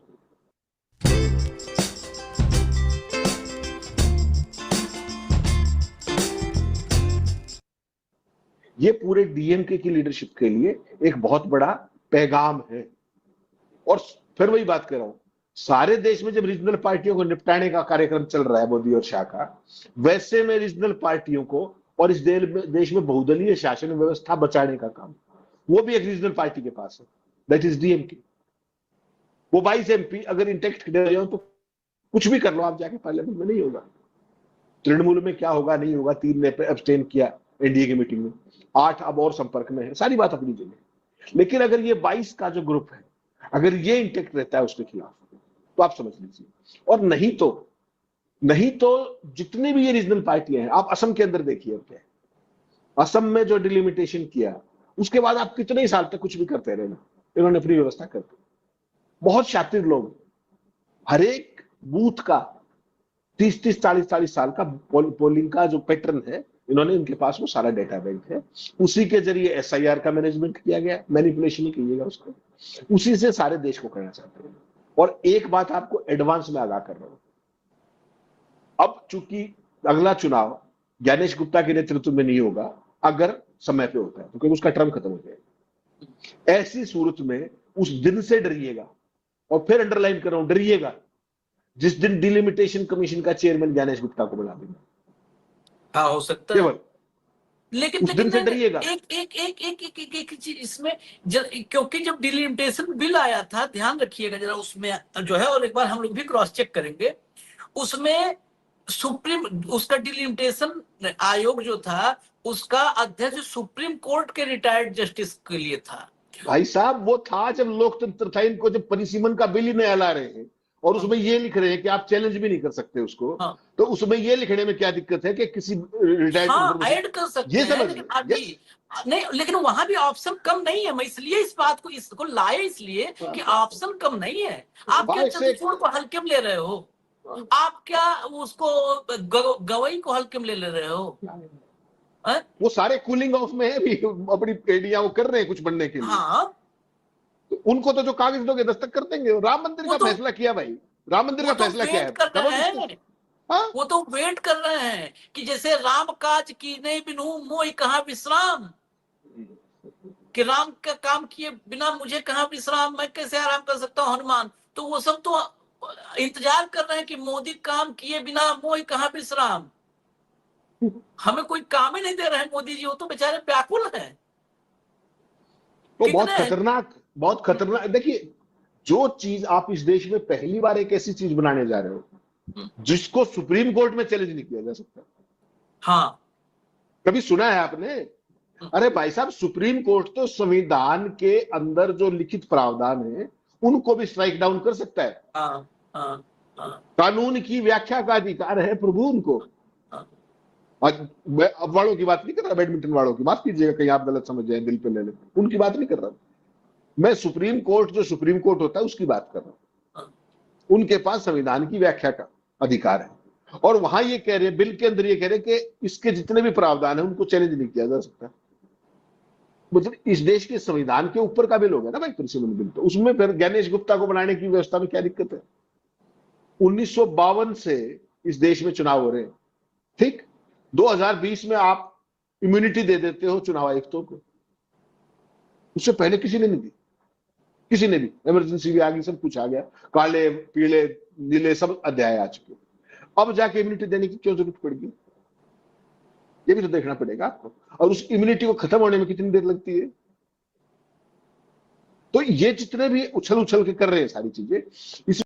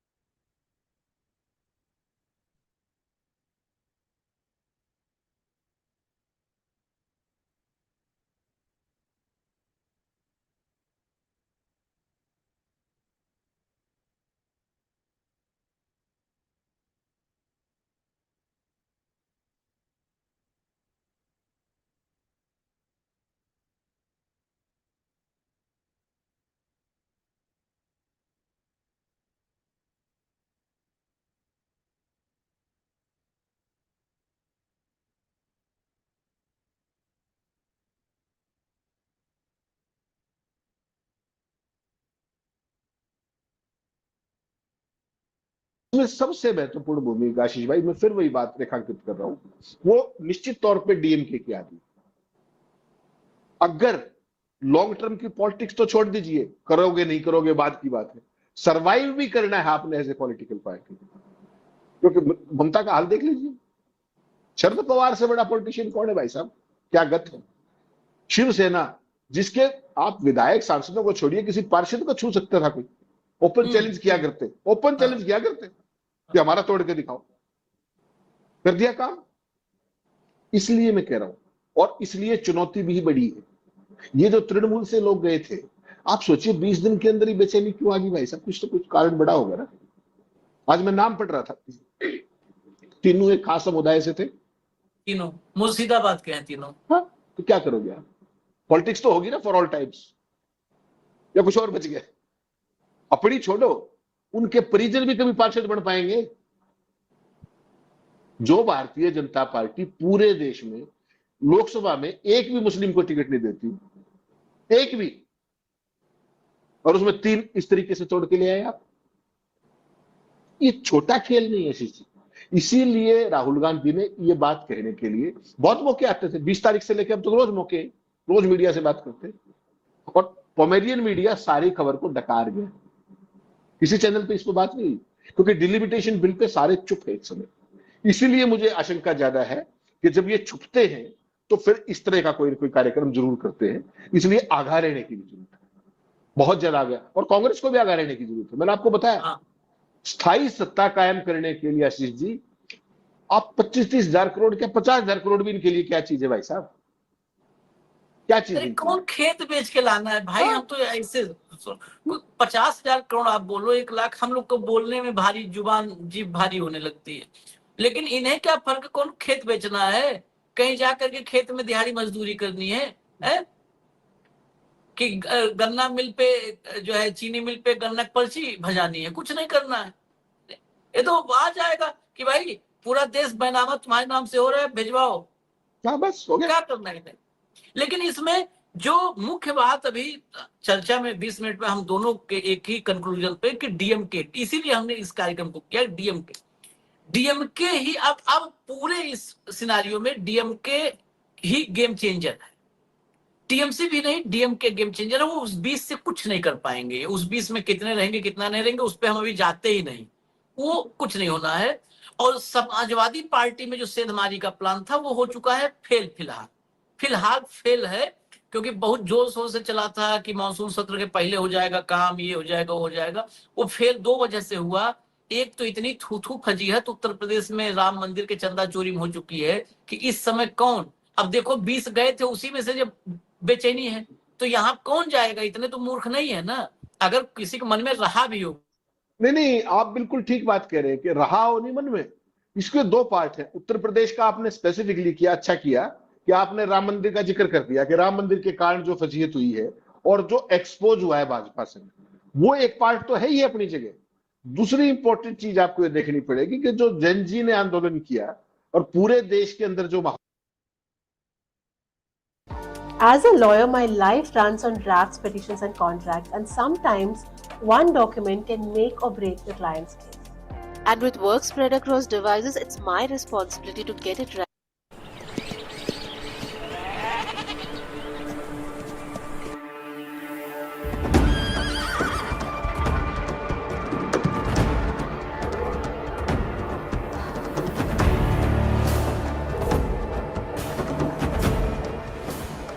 There is a country where you can drive for a full day and pass no one. No town, no fence, no wire. Only grass, moving the way water moves, all the way to the edge of the sky. It is the size of Western Europe, and almost no one lives here.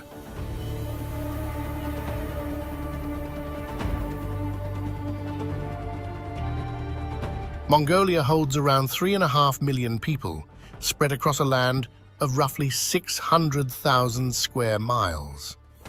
That works out to about 2 people for every square kilometer. Nowhere else on Earth, among the world's sovereign nations, is the human presence so thin.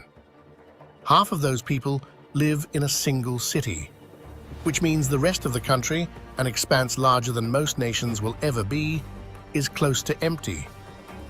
And yet, 800 years ago, this same grass ruled most of the known world.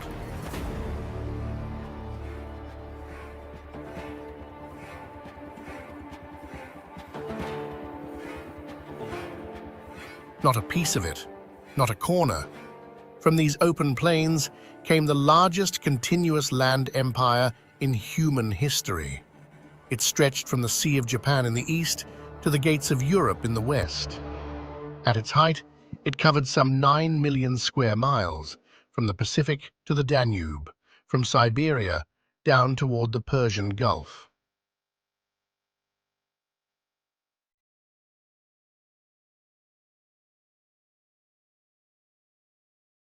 It was twice the size of the Roman Empire at its greatest reach.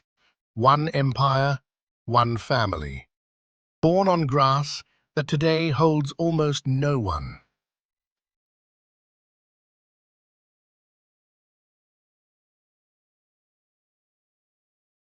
Both things are true at the same time. This is the emptiest country on earth, and it once ruled nearly all of it. The land has not changed. The grass is the same grass. The wind is the same wind. What happened here, and where did all of it go?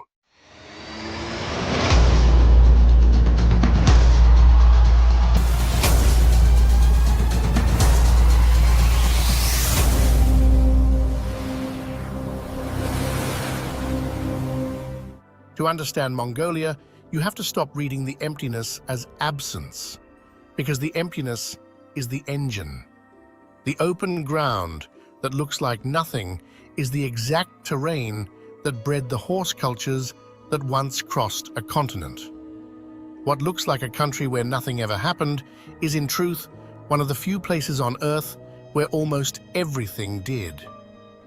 This is Mongolia. Almost everything about this country is set to an extreme.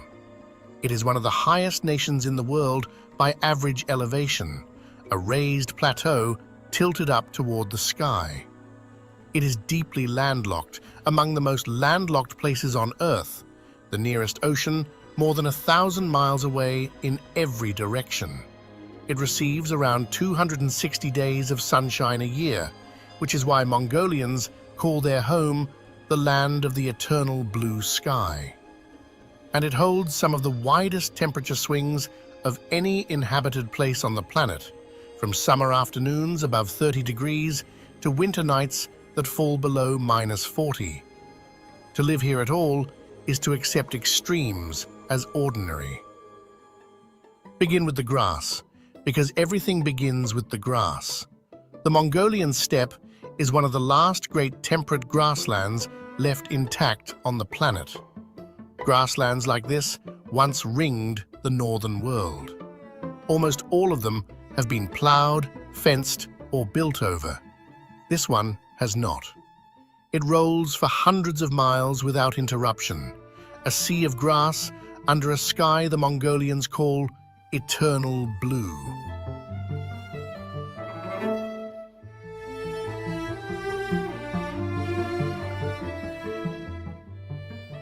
For most of You can keep on scrolling reels for your life, or as option number 2, you can create AI films. Of the year, the color is not green. It is gold, then bronze, then the pale straw of a land that has learned to survive on very little water. Rain here is rare. Winter is long and brutal. Temperatures swing more than 70 degrees between the seasons, from summer heat to a cold that can freeze a river solid. Trees cannot hold on across most of it, but grass can. Grass bends, dies back, and returns. And grass feeds animals. This is why the horse matters here more than almost anywhere else on Earth. On open grassland that stretches past the horizon, a people on foot can travel only so far. A people on horseback can travel as far as they want. In Mongolia, children learn to ride before some of them can walk properly. There is an old saying that a Mongol without a horse is like a bird without wings. The horse is woven so deeply into this land that the old imperial post road still echoes across it. Every summer, riders from around the world gather for the Mongol Derby, a race of around 1,000 kilometers across open steppe, changing to a fresh, half-wild horse every 40 kilometers or so, following the route of the messenger relay that once carried the will of the Khan across a continent. It is called the longest and hardest horse race on the planet. It is also, in truth, just an ordinary day's work turned into a sport, on ground where a rider and a string of horses have always been the only real way to cross the distance. The math of the steppe is simple and unforgiving. There is not enough water in any one place to stay, so you move. You follow the grass and the seasons, packing your home onto animals and setting it down again 100 miles away. The home is called a gur, a round felt tent held up by a lattice of wood and a central ring, warm in a killing winter and cool in summer, and able to be taken down and rebuilt in under an hour. The door of a gur always faces south. The north wall opposite the door is the place of honor. This is where a family keeps its images of the Buddha and its photographs. Step inside, and a bowl of fermented mare's milk will be handed to you almost before you sit. To refuse hospitality on the steppe is close to unthinkable, because out here, a stranger turned away could be a stranger who does not survive the night. Even now, after everything, somewhere between a quarter and a third of all Mongolians still live this way, semi-nomadic, moving with their herds. It is not a costume for tourists, it is a working answer to a hard land, refined over thousands of years. A herding family measures its wealth in animals, and in Mongolia, those animals have a name all their own: the 5 snouts. Horses, cattle, camels, sheep, and goats, with the yak taking the place of cattle in the high country. Each one gives something the others cannot: milk, meat, wool, hides, transport, and dung for fuel where no wood grows. A family reads its herd the way a banker reads an account, and 1,000 head is a fortune. The clothing is built for the same life. The deal, a long belted robe worn by men and women alike, has changed remarkably little since the days of the Empire, because it already solved every problem the steppe poses. It wraps warm against the cold. It loosens in the heat. The wide sash braces the back through long hours in the saddle. A garment designed 1,000 years ago is still, for this life, close to perfect. And the year has its anchors. In the depth of winter comes Tsagan Sa, the white moon, the lunar new year, when families cross frozen distances to gather. Tables are stacked with steamed mutton dumplings called booze, made by the 100. Elders are greeted first, with both hands. It is a festival of survival as much as celebration, a marking of the plain fact that the family has come through another winter alive.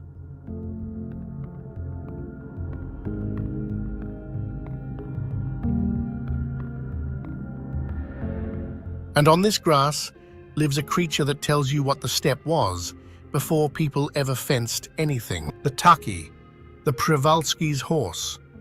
It is the only truly wild horse left on Earth. Not a Mustang, which is a domestic horse gone feral. A separate animal, never broken, never ridden, never tamed. Stockier than a domestic horse, with a stiff, dark mane that stands upright like a brush. By the 1960s, it was gone. Hunted, crowded out, its last wild individuals vanished from the steppe. The only taki left alive were in zoos, a few dozen animals descended from a tiny founding group. And then For just $67, you can generate as many videos as you want and never have to worry about showing your face. Beginning in 1992, they came home.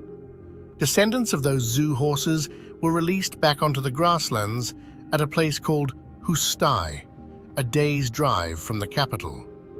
They were taught nothing. They simply remembered.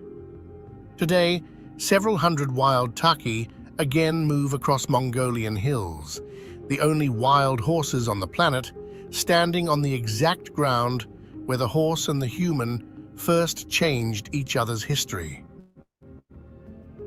Down among the grass stems, a different life is unfolding, one most travelers never notice. A darkling beetle, black and armored, climbs a stalk in the cold hour before dawn. On the steppe and in the desert beyond, water almost never falls as rain. But at night, fog rolls low across the ground. The beetle tilts its body into the mist, and droplets bead on its back and run down toward its mouth. It drinks the air. In a land with almost no water, it has learned to harvest the sky. Above it, the grass hums with grasshoppers in summer, and in the distance, something is moving.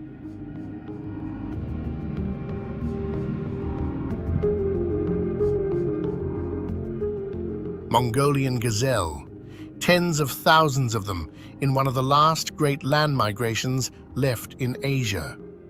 They pour across the eastern steppe in herds so large that from a rise, they look like a shadow crossing the grass. There are no fences to stop them, no cities in their path. They move the way animals moved across the northern world before we changed it. This is what the emptiness protects, space enough for a migration to still exist. Follow the grass south and it thins. The gold fades to gray, then to bare stone and sand. The steppe becomes the Gobi. The word Gobi means roughly waterless place, and most people picture it wrong. They imagine an ocean of dunes.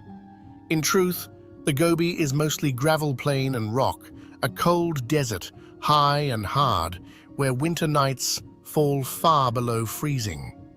Only sand at all. But where there is sand, there is a great deal of it. The Kongorin Els, the singing dunes, rise as high as 300 meters and run for more than 100 miles. When the wind pushes the sand down their steep faces, the whole dune resonates. It produces a deep, low hum you can feel in your chest, a sound the old herders explained as the voice of the desert itself. And in the middle of this waterless place, there is ice. At Yolin Am, a narrow gorge cuts into the mountains of the South Gobi. The walls rise close and steep, and the sun never reaches the floor. Deep inside, a sheet of ice survives through the summer, in a desert, meters thick, refusing to melt while the plains around it bake. A glacier in miniature, hidden in the last place you would look for one. The gorge takes its name from a bird, the yol, the bearded vulture, a bone-eating giant with a wingspan wider than a person is tall, riding the updrafts above the ice on wings that barely need to beat. The Gobi keeps other secrets, older than any of this.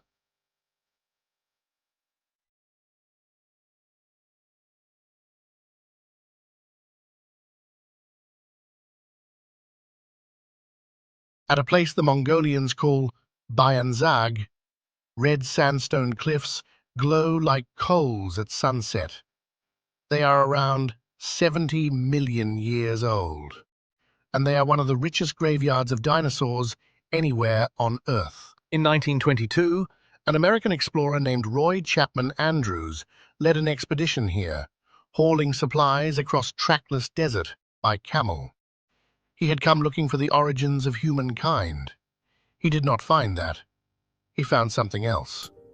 His team uncovered the first nest of fossilized dinosaur eggs ever confirmed by science. Not one egg, a clutch of them, laid in the sand and turned to stone across 70 million years, exactly where the animal had left them. Andrews, with his wide hat and his taste for danger, would become one of the templates for a certain fictional adventurer. एक जगह का दर्द जाता है तो दूसरी जगह शुरू हो जाता है। घुटना ठीक हुआ तो कमर, कमर ठीक हुई तो गर्दन। ये अलग-अलग प्रॉब्लम्स नहीं है। The whole world later recognized. But the cliffs did not need the legend. Even today, after a century of expeditions, the desert keeps giving up bones. Wind strips the sand back and another skeleton surfaces, waiting 70 million years to be seen. This is the strange gift of the emptiness. Nothing has been built over, nothing has been paved. The deep past lies close to the surface, undisturbed, because so few people have ever lived here to disturb it. And the desert is not dead. Far from it. Out on the gravel plains walks a creature that split from every other camel on Earth around 700,000 years ago. The wild Bactrian camel. 2 humps, a shaggy coat, and the ability to drink water so salty that no other large mammal could survive it. There are perhaps 600 of them left in the Mongolian Gobi. They are among the rarest large mammals in the world, and they endure in one of the harshest places any large mammal has ever tried to live.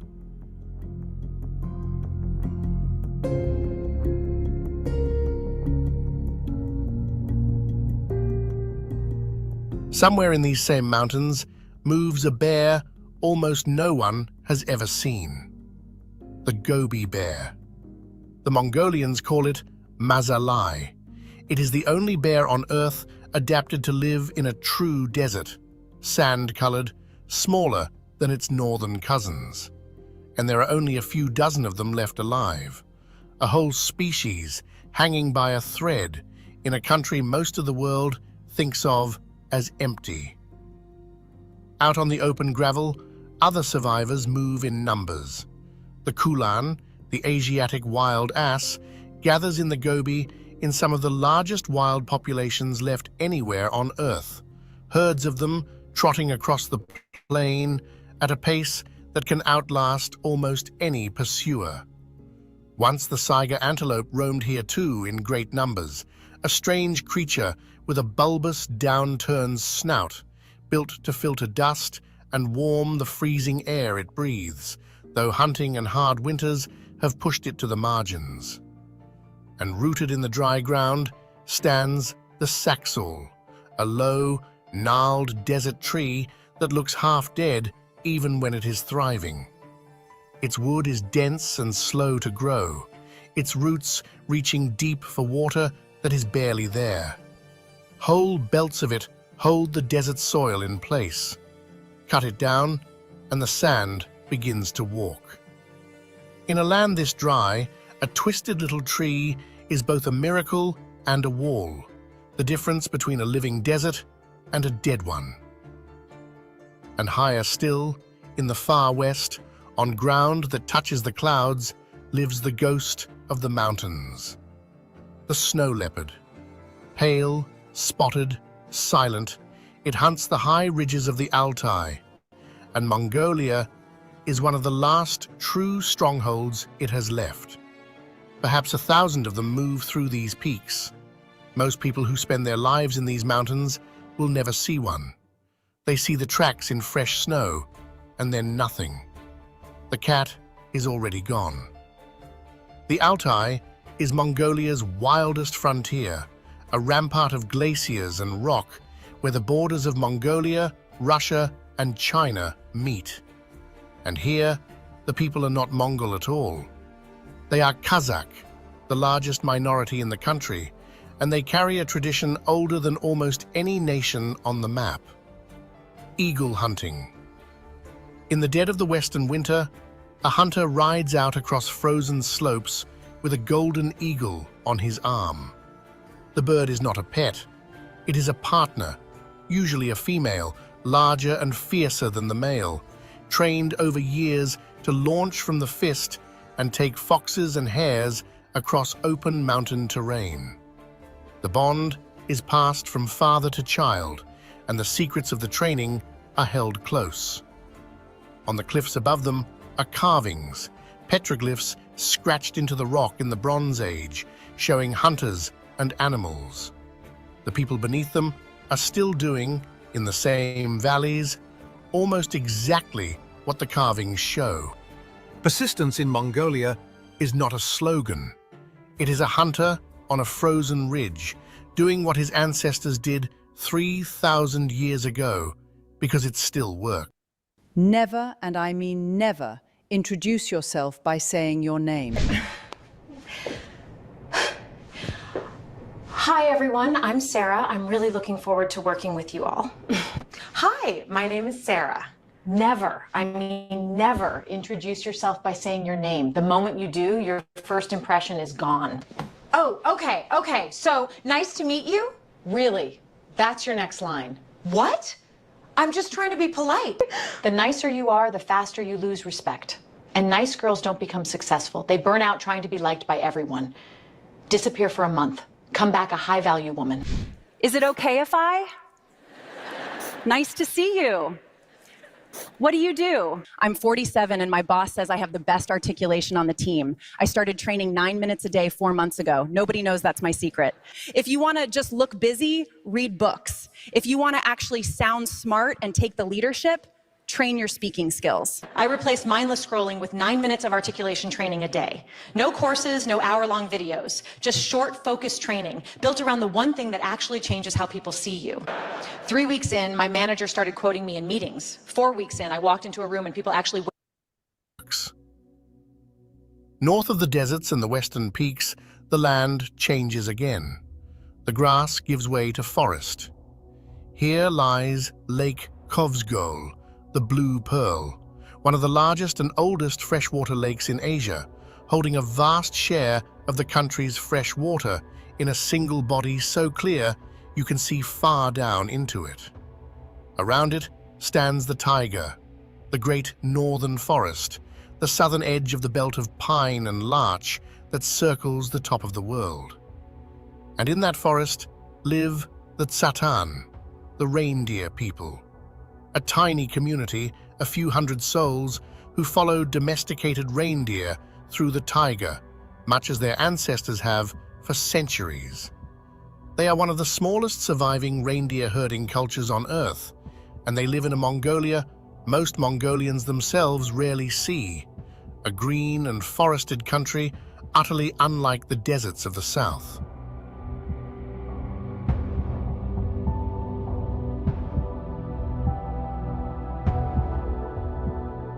This is the thing the emptiness hides. Mongolia is not one landscape, it is many. Glaciers in the west, deep desert in the south, forest and lakes in the north, and in between, the endless grass, all held inside one nearly empty country. And still, there is more the emptiness holds. In the Orkhon Valley, a single waterfall drops over a cliff of black rock laid down by volcanoes 20,000 years ago. Scattered across the steppe stand the ruins of monasteries like Ongi, once home to 1,000 monks, now bare walls open to the wind. In the north sit the country's few other cities, Darkhan and Erdenet, built around mining and industry in the Soviet years.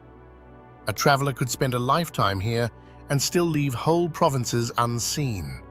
There is simply that much space and that few people to fill it. But if you want to understand where all the people went, you go back to the one place that is not empty at all. Ulaanbaatar, the capital. Its name means Red Hero. Nearly half of the entire nation now lives in this single valley city. It is one of the coldest capital cities on the planet. In the depths of winter, it drops far below freezing for weeks on end, and the city sits in a bowl ringed by mountains which traps the air.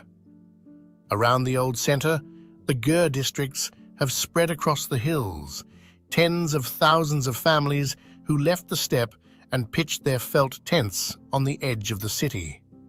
To survive the winter, each household burns coal in a small stove, several tons of it across the season.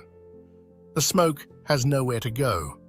It pools in the valley under a lid of cold air, and for months, Ulaanbaatar becomes one of the most polluted cities in the world. Parents keep children indoors. The smog is thick enough to taste. And behind that smoke is a quieter tragedy. Many of these families did not choose the city, they were driven to it.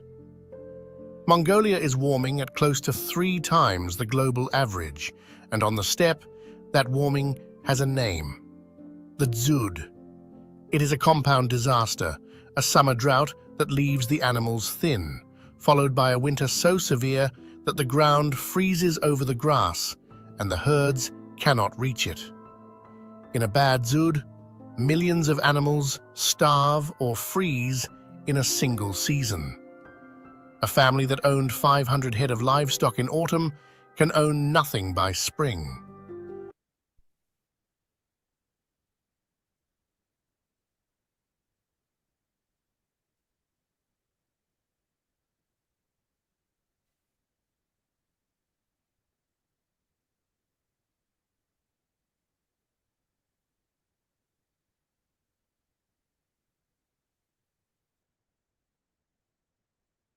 For a nomad, the herd is not just wealth, it is the whole way of life.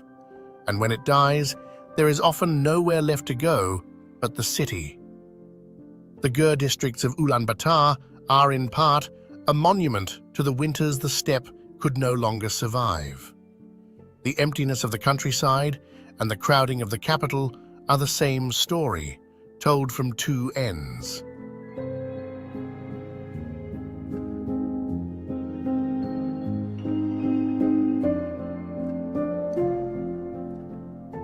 But Ulaanbaatar is not only smoke and hardship.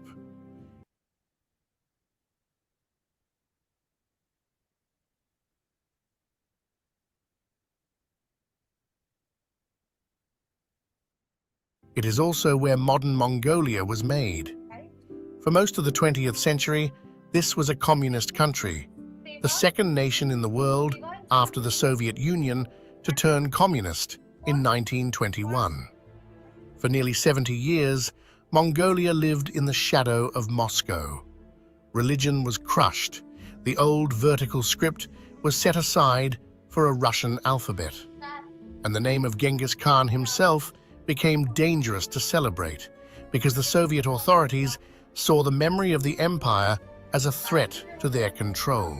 Then, in 1990, as the Soviet world came apart, Mongolians filled the central square of the capital in the freezing cold and demanded democracy. The change came peacefully. Not a shot was fired. A country the world remembered only for conquest ended its dictatorship without bloodshed and became a democracy wedged between 2 of the largest authoritarian states on Earth. At the heart of the city lies Sukbata Square, named for the revolutionary hero of 1921. And looking out across it now sits a vast statue of Genghis Khan, unthinkable a generation ago, restored to the center of the nation. And beneath the empty land lies another modern story: wealth. Mongolia sits on enormous deposits of copper, coal, and gold. In the South Gobi, one of the largest copper and gold mines on the planet, Oyu Tolgoi, cuts into ground where wild camels still walk. The emptiest country on Earth turns out to be one of the richest in what lies underground. And that wealth flows overwhelmingly south across a single border, to China, the buyer for nearly everything Mongolia pulls out of the earth. It is the country's oldest problem in a new shape. Landlocked between Russia and China, 2 giants who once feared its armies and now hold its economy in their hands, Mongolia survives the way it always has, by looking further out. By courting distant friends, it calls its third neighbors. by refusing, even now, to be pinned in place. This is modern Mongolia, caught between the horse and the city, between the What's the fastest way for me to triple my salary in 2026? See, tripling your salary is not a joke, but of course, if you want such a eternal blue sky and the winter smog. But to understand why any of it carries the weight it does, you have to go back to the grass, and to a boy born on it with almost nothing.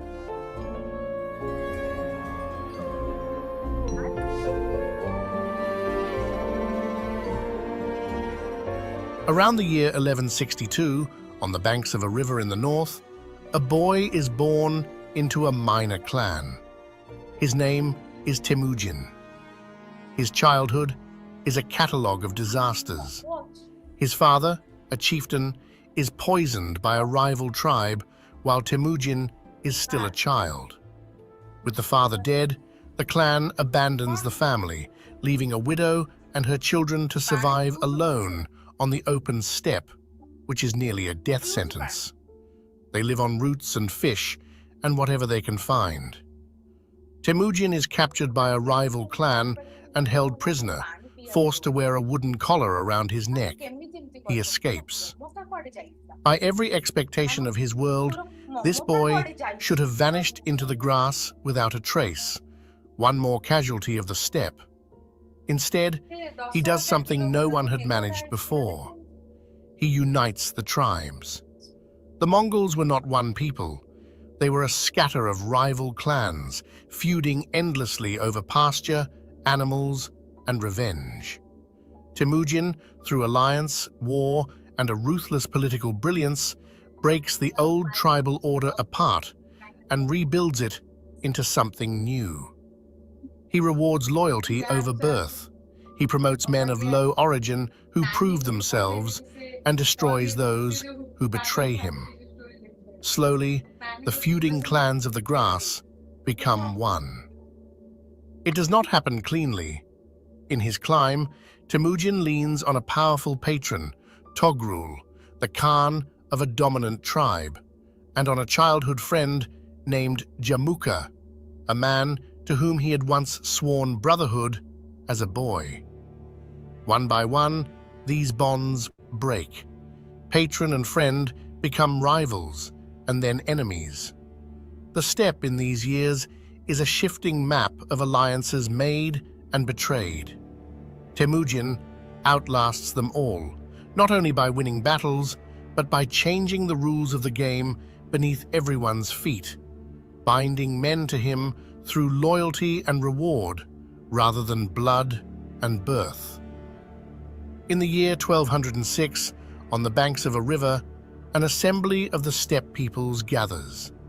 They proclaim him ruler of all the Mongols, and they give him a new title, Genghis Khan, universal ruler. He is around 44 years old. He has united a nation of perhaps 1 million people scattered across the grasslands. By the standards of the great settled empires to the south, it is nothing. A confederation of herders with no cities, no writing of their own yet, no walls. Within a single lifetime, they will terrify the world. The reason is the steppe itself. Genghis Khan took the very things that made Mongolian life hard, the constant movement, the endurance, the mastery of the horse, and turned them into the most mobile army the world had ever seen. His warriors could live in the saddle for days, drinking mare's milk, even opening a vein in their horse to drink a little blood rather than stop. They could shoot a bow accurately at a full gallop, firing backward over the horse's tail as they pretended to retreat.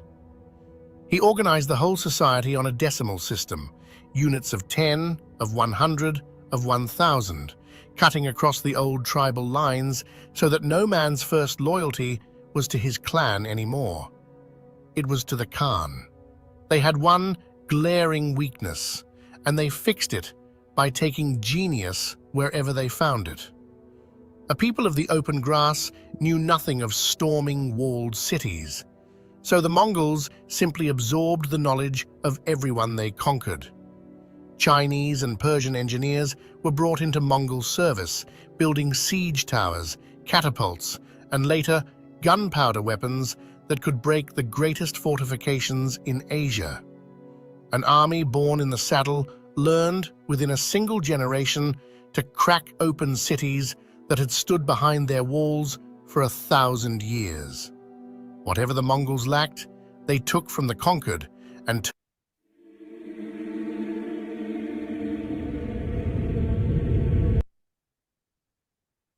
turned it back upon the world.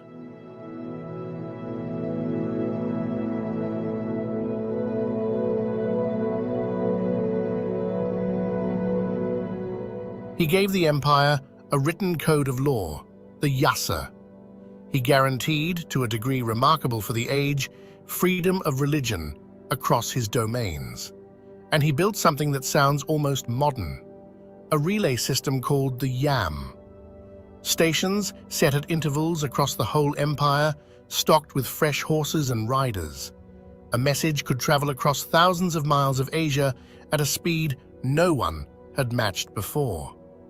At its height, the network ran on tens of thousands of horses and hundreds of stations. An empire held together not by walls, but by speed. And then the conquest began, and the world learned what the grass had produced.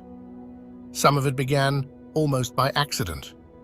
Genghis Khan had wanted trade, not war, with the powerful empire of Khwarezm in the lands of Persia and Central Asia. He sent a caravan of merchants. The governor of a border city called Otrar seized them and had them killed as spies. Genghis sent envoys to demand justice. They were killed too, one of them sent back with his head shaved in insult. The response reshaped a civilization. The Mongols fell on Khwarezm and took it apart. Great cities of the Islamic world, centers of learning that had stood for centuries, were emptied and burned. The message was deliberate. Resist, and you would not simply be defeated. You would be erased, and the next city would hear of it before the horsemen ever arrived. Leading many of these campaigns was a general who had begun life as the son of a blacksmith, Subutai. Rising purely on ability, exactly as the new order allowed, he became the most formidable strategist of the age, directing armies across thousands of miles, coordinating forces that swept from China to the plains of Hungary. Some historians count him among the greatest military commanders who ever lived. Almost no one outside these campaigns has ever heard his name. The Mongol Wars were among the most destructive in all of human history. When a city surrendered, it was often spared and taxed. When a city resisted, the Mongols made an example of it that would carry to the next city before their army did. Populations were slaughtered. Whole cities were erased. The historians who wrote afterward reached for numbers that are almost impossible to hold. The death toll across the decades of conquest has been estimated by some in the tens of millions. It is genuinely both things at once. The Mongol Empire opened the roads of Asia, protected trade, carried ideas and technology from one end of the continent to the other. And it did so on a foundation of terror, on a scale of killing the world had not seen. To tell only the peace or only the slaughter is to tell a lie by omission.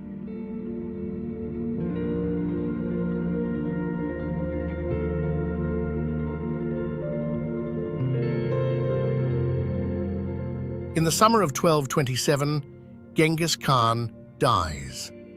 By then, his empire already stretches from the Pacific coast toward the Caspian Sea. According to the tradition of his people, he is carried back toward the steppe and buried in secret near a sacred mountain called Burkhan Khaldun, the mountain that had sheltered him as a hunted young man. The soldiers who escort the body are said to have killed anyone they met on the road, so that no one could reveal the route.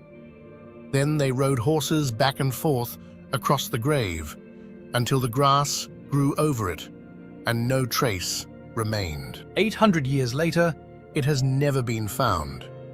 The founder of the largest land empire in history lies somewhere under the grass of Mongolia, and no one alive knows where.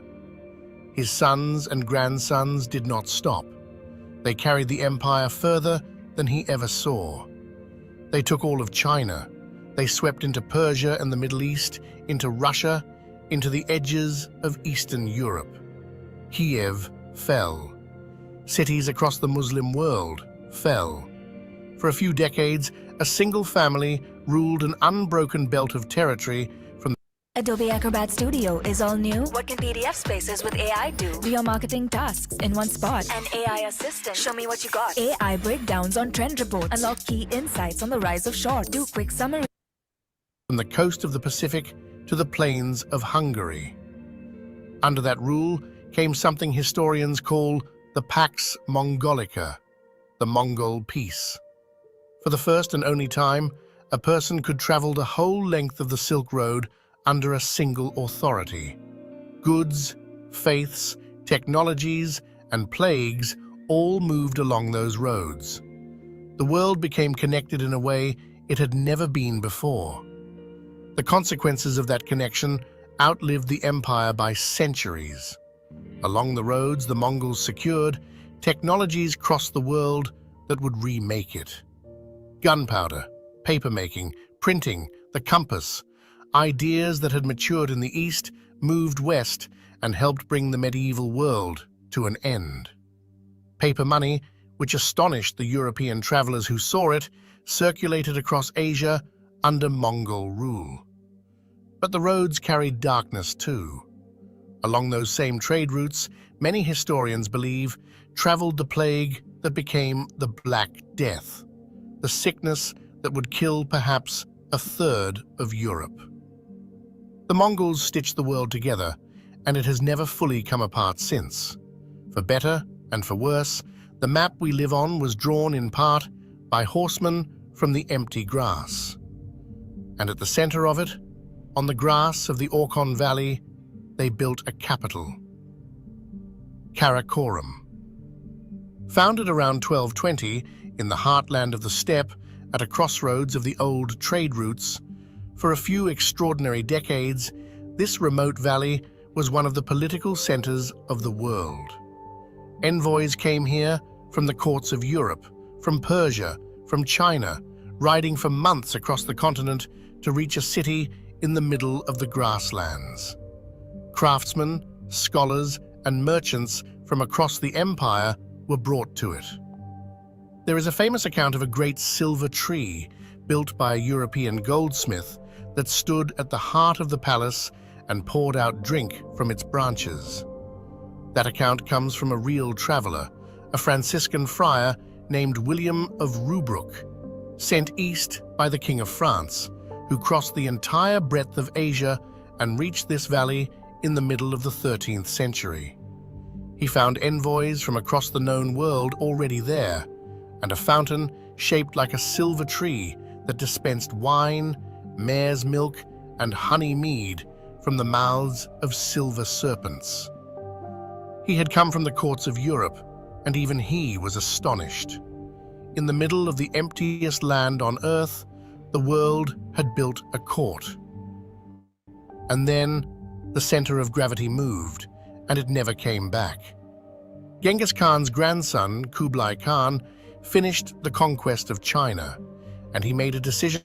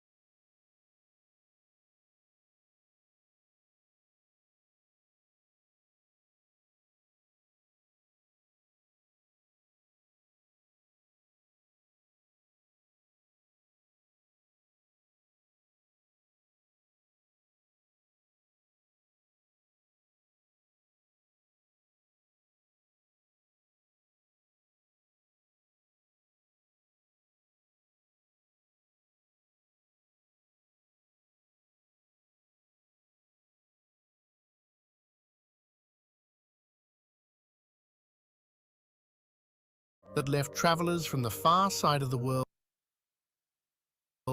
grasping for words. Karakoram, out on the steppe, began to fade. It had been built to run an empire. When the empire's rulers left, there was less and less reason for it to exist, and the empire itself was already breaking. It had grown too vast for any one man to hold.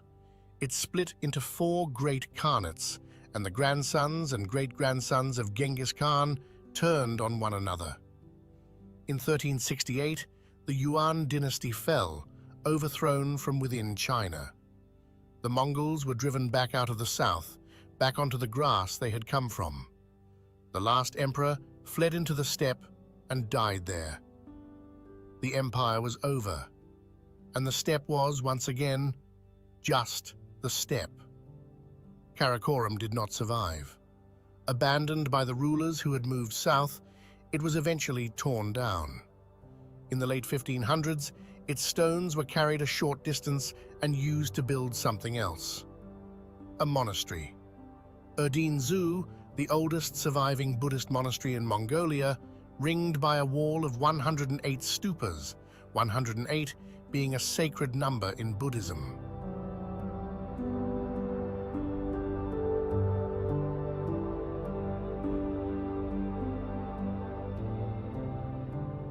Stand there today, and this.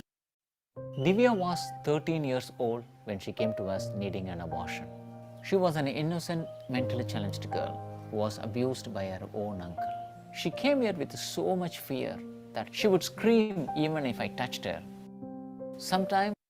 This is the paradox of Mongolia made solid.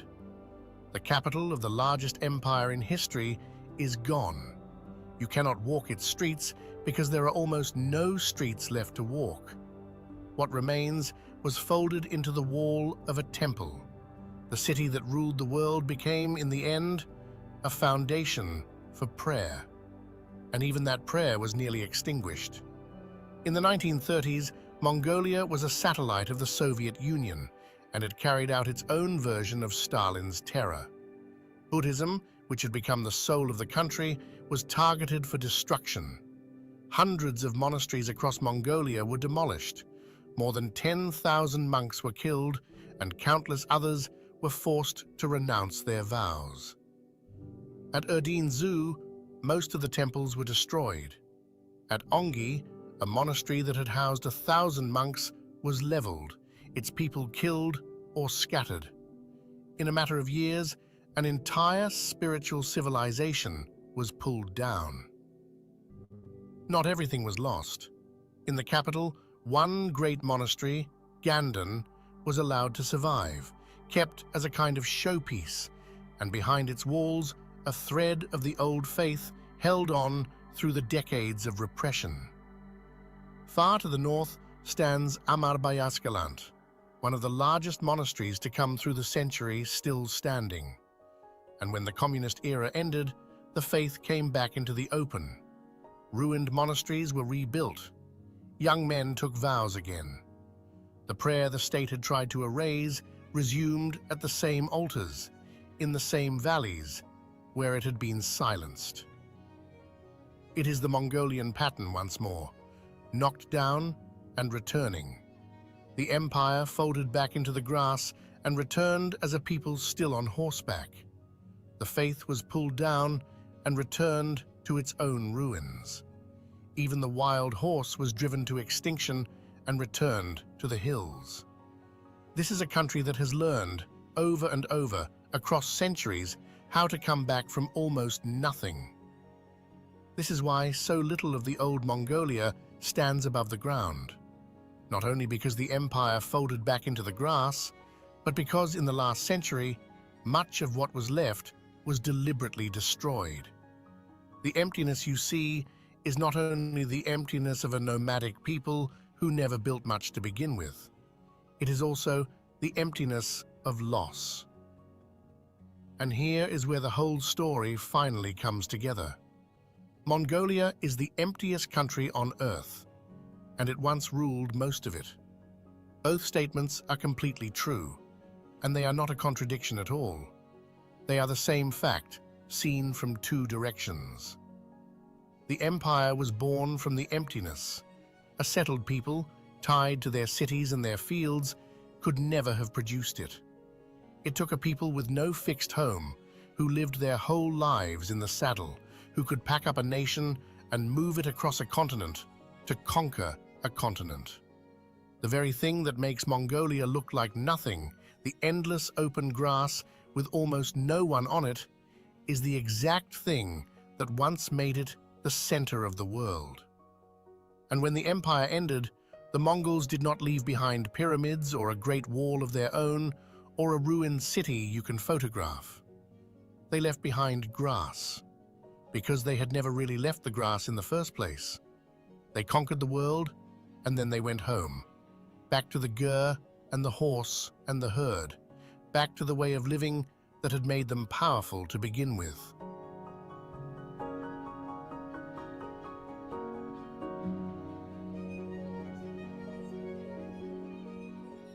A civilization that built the largest empire in history and chose to leave almost no stones standing. So what is left after all of it?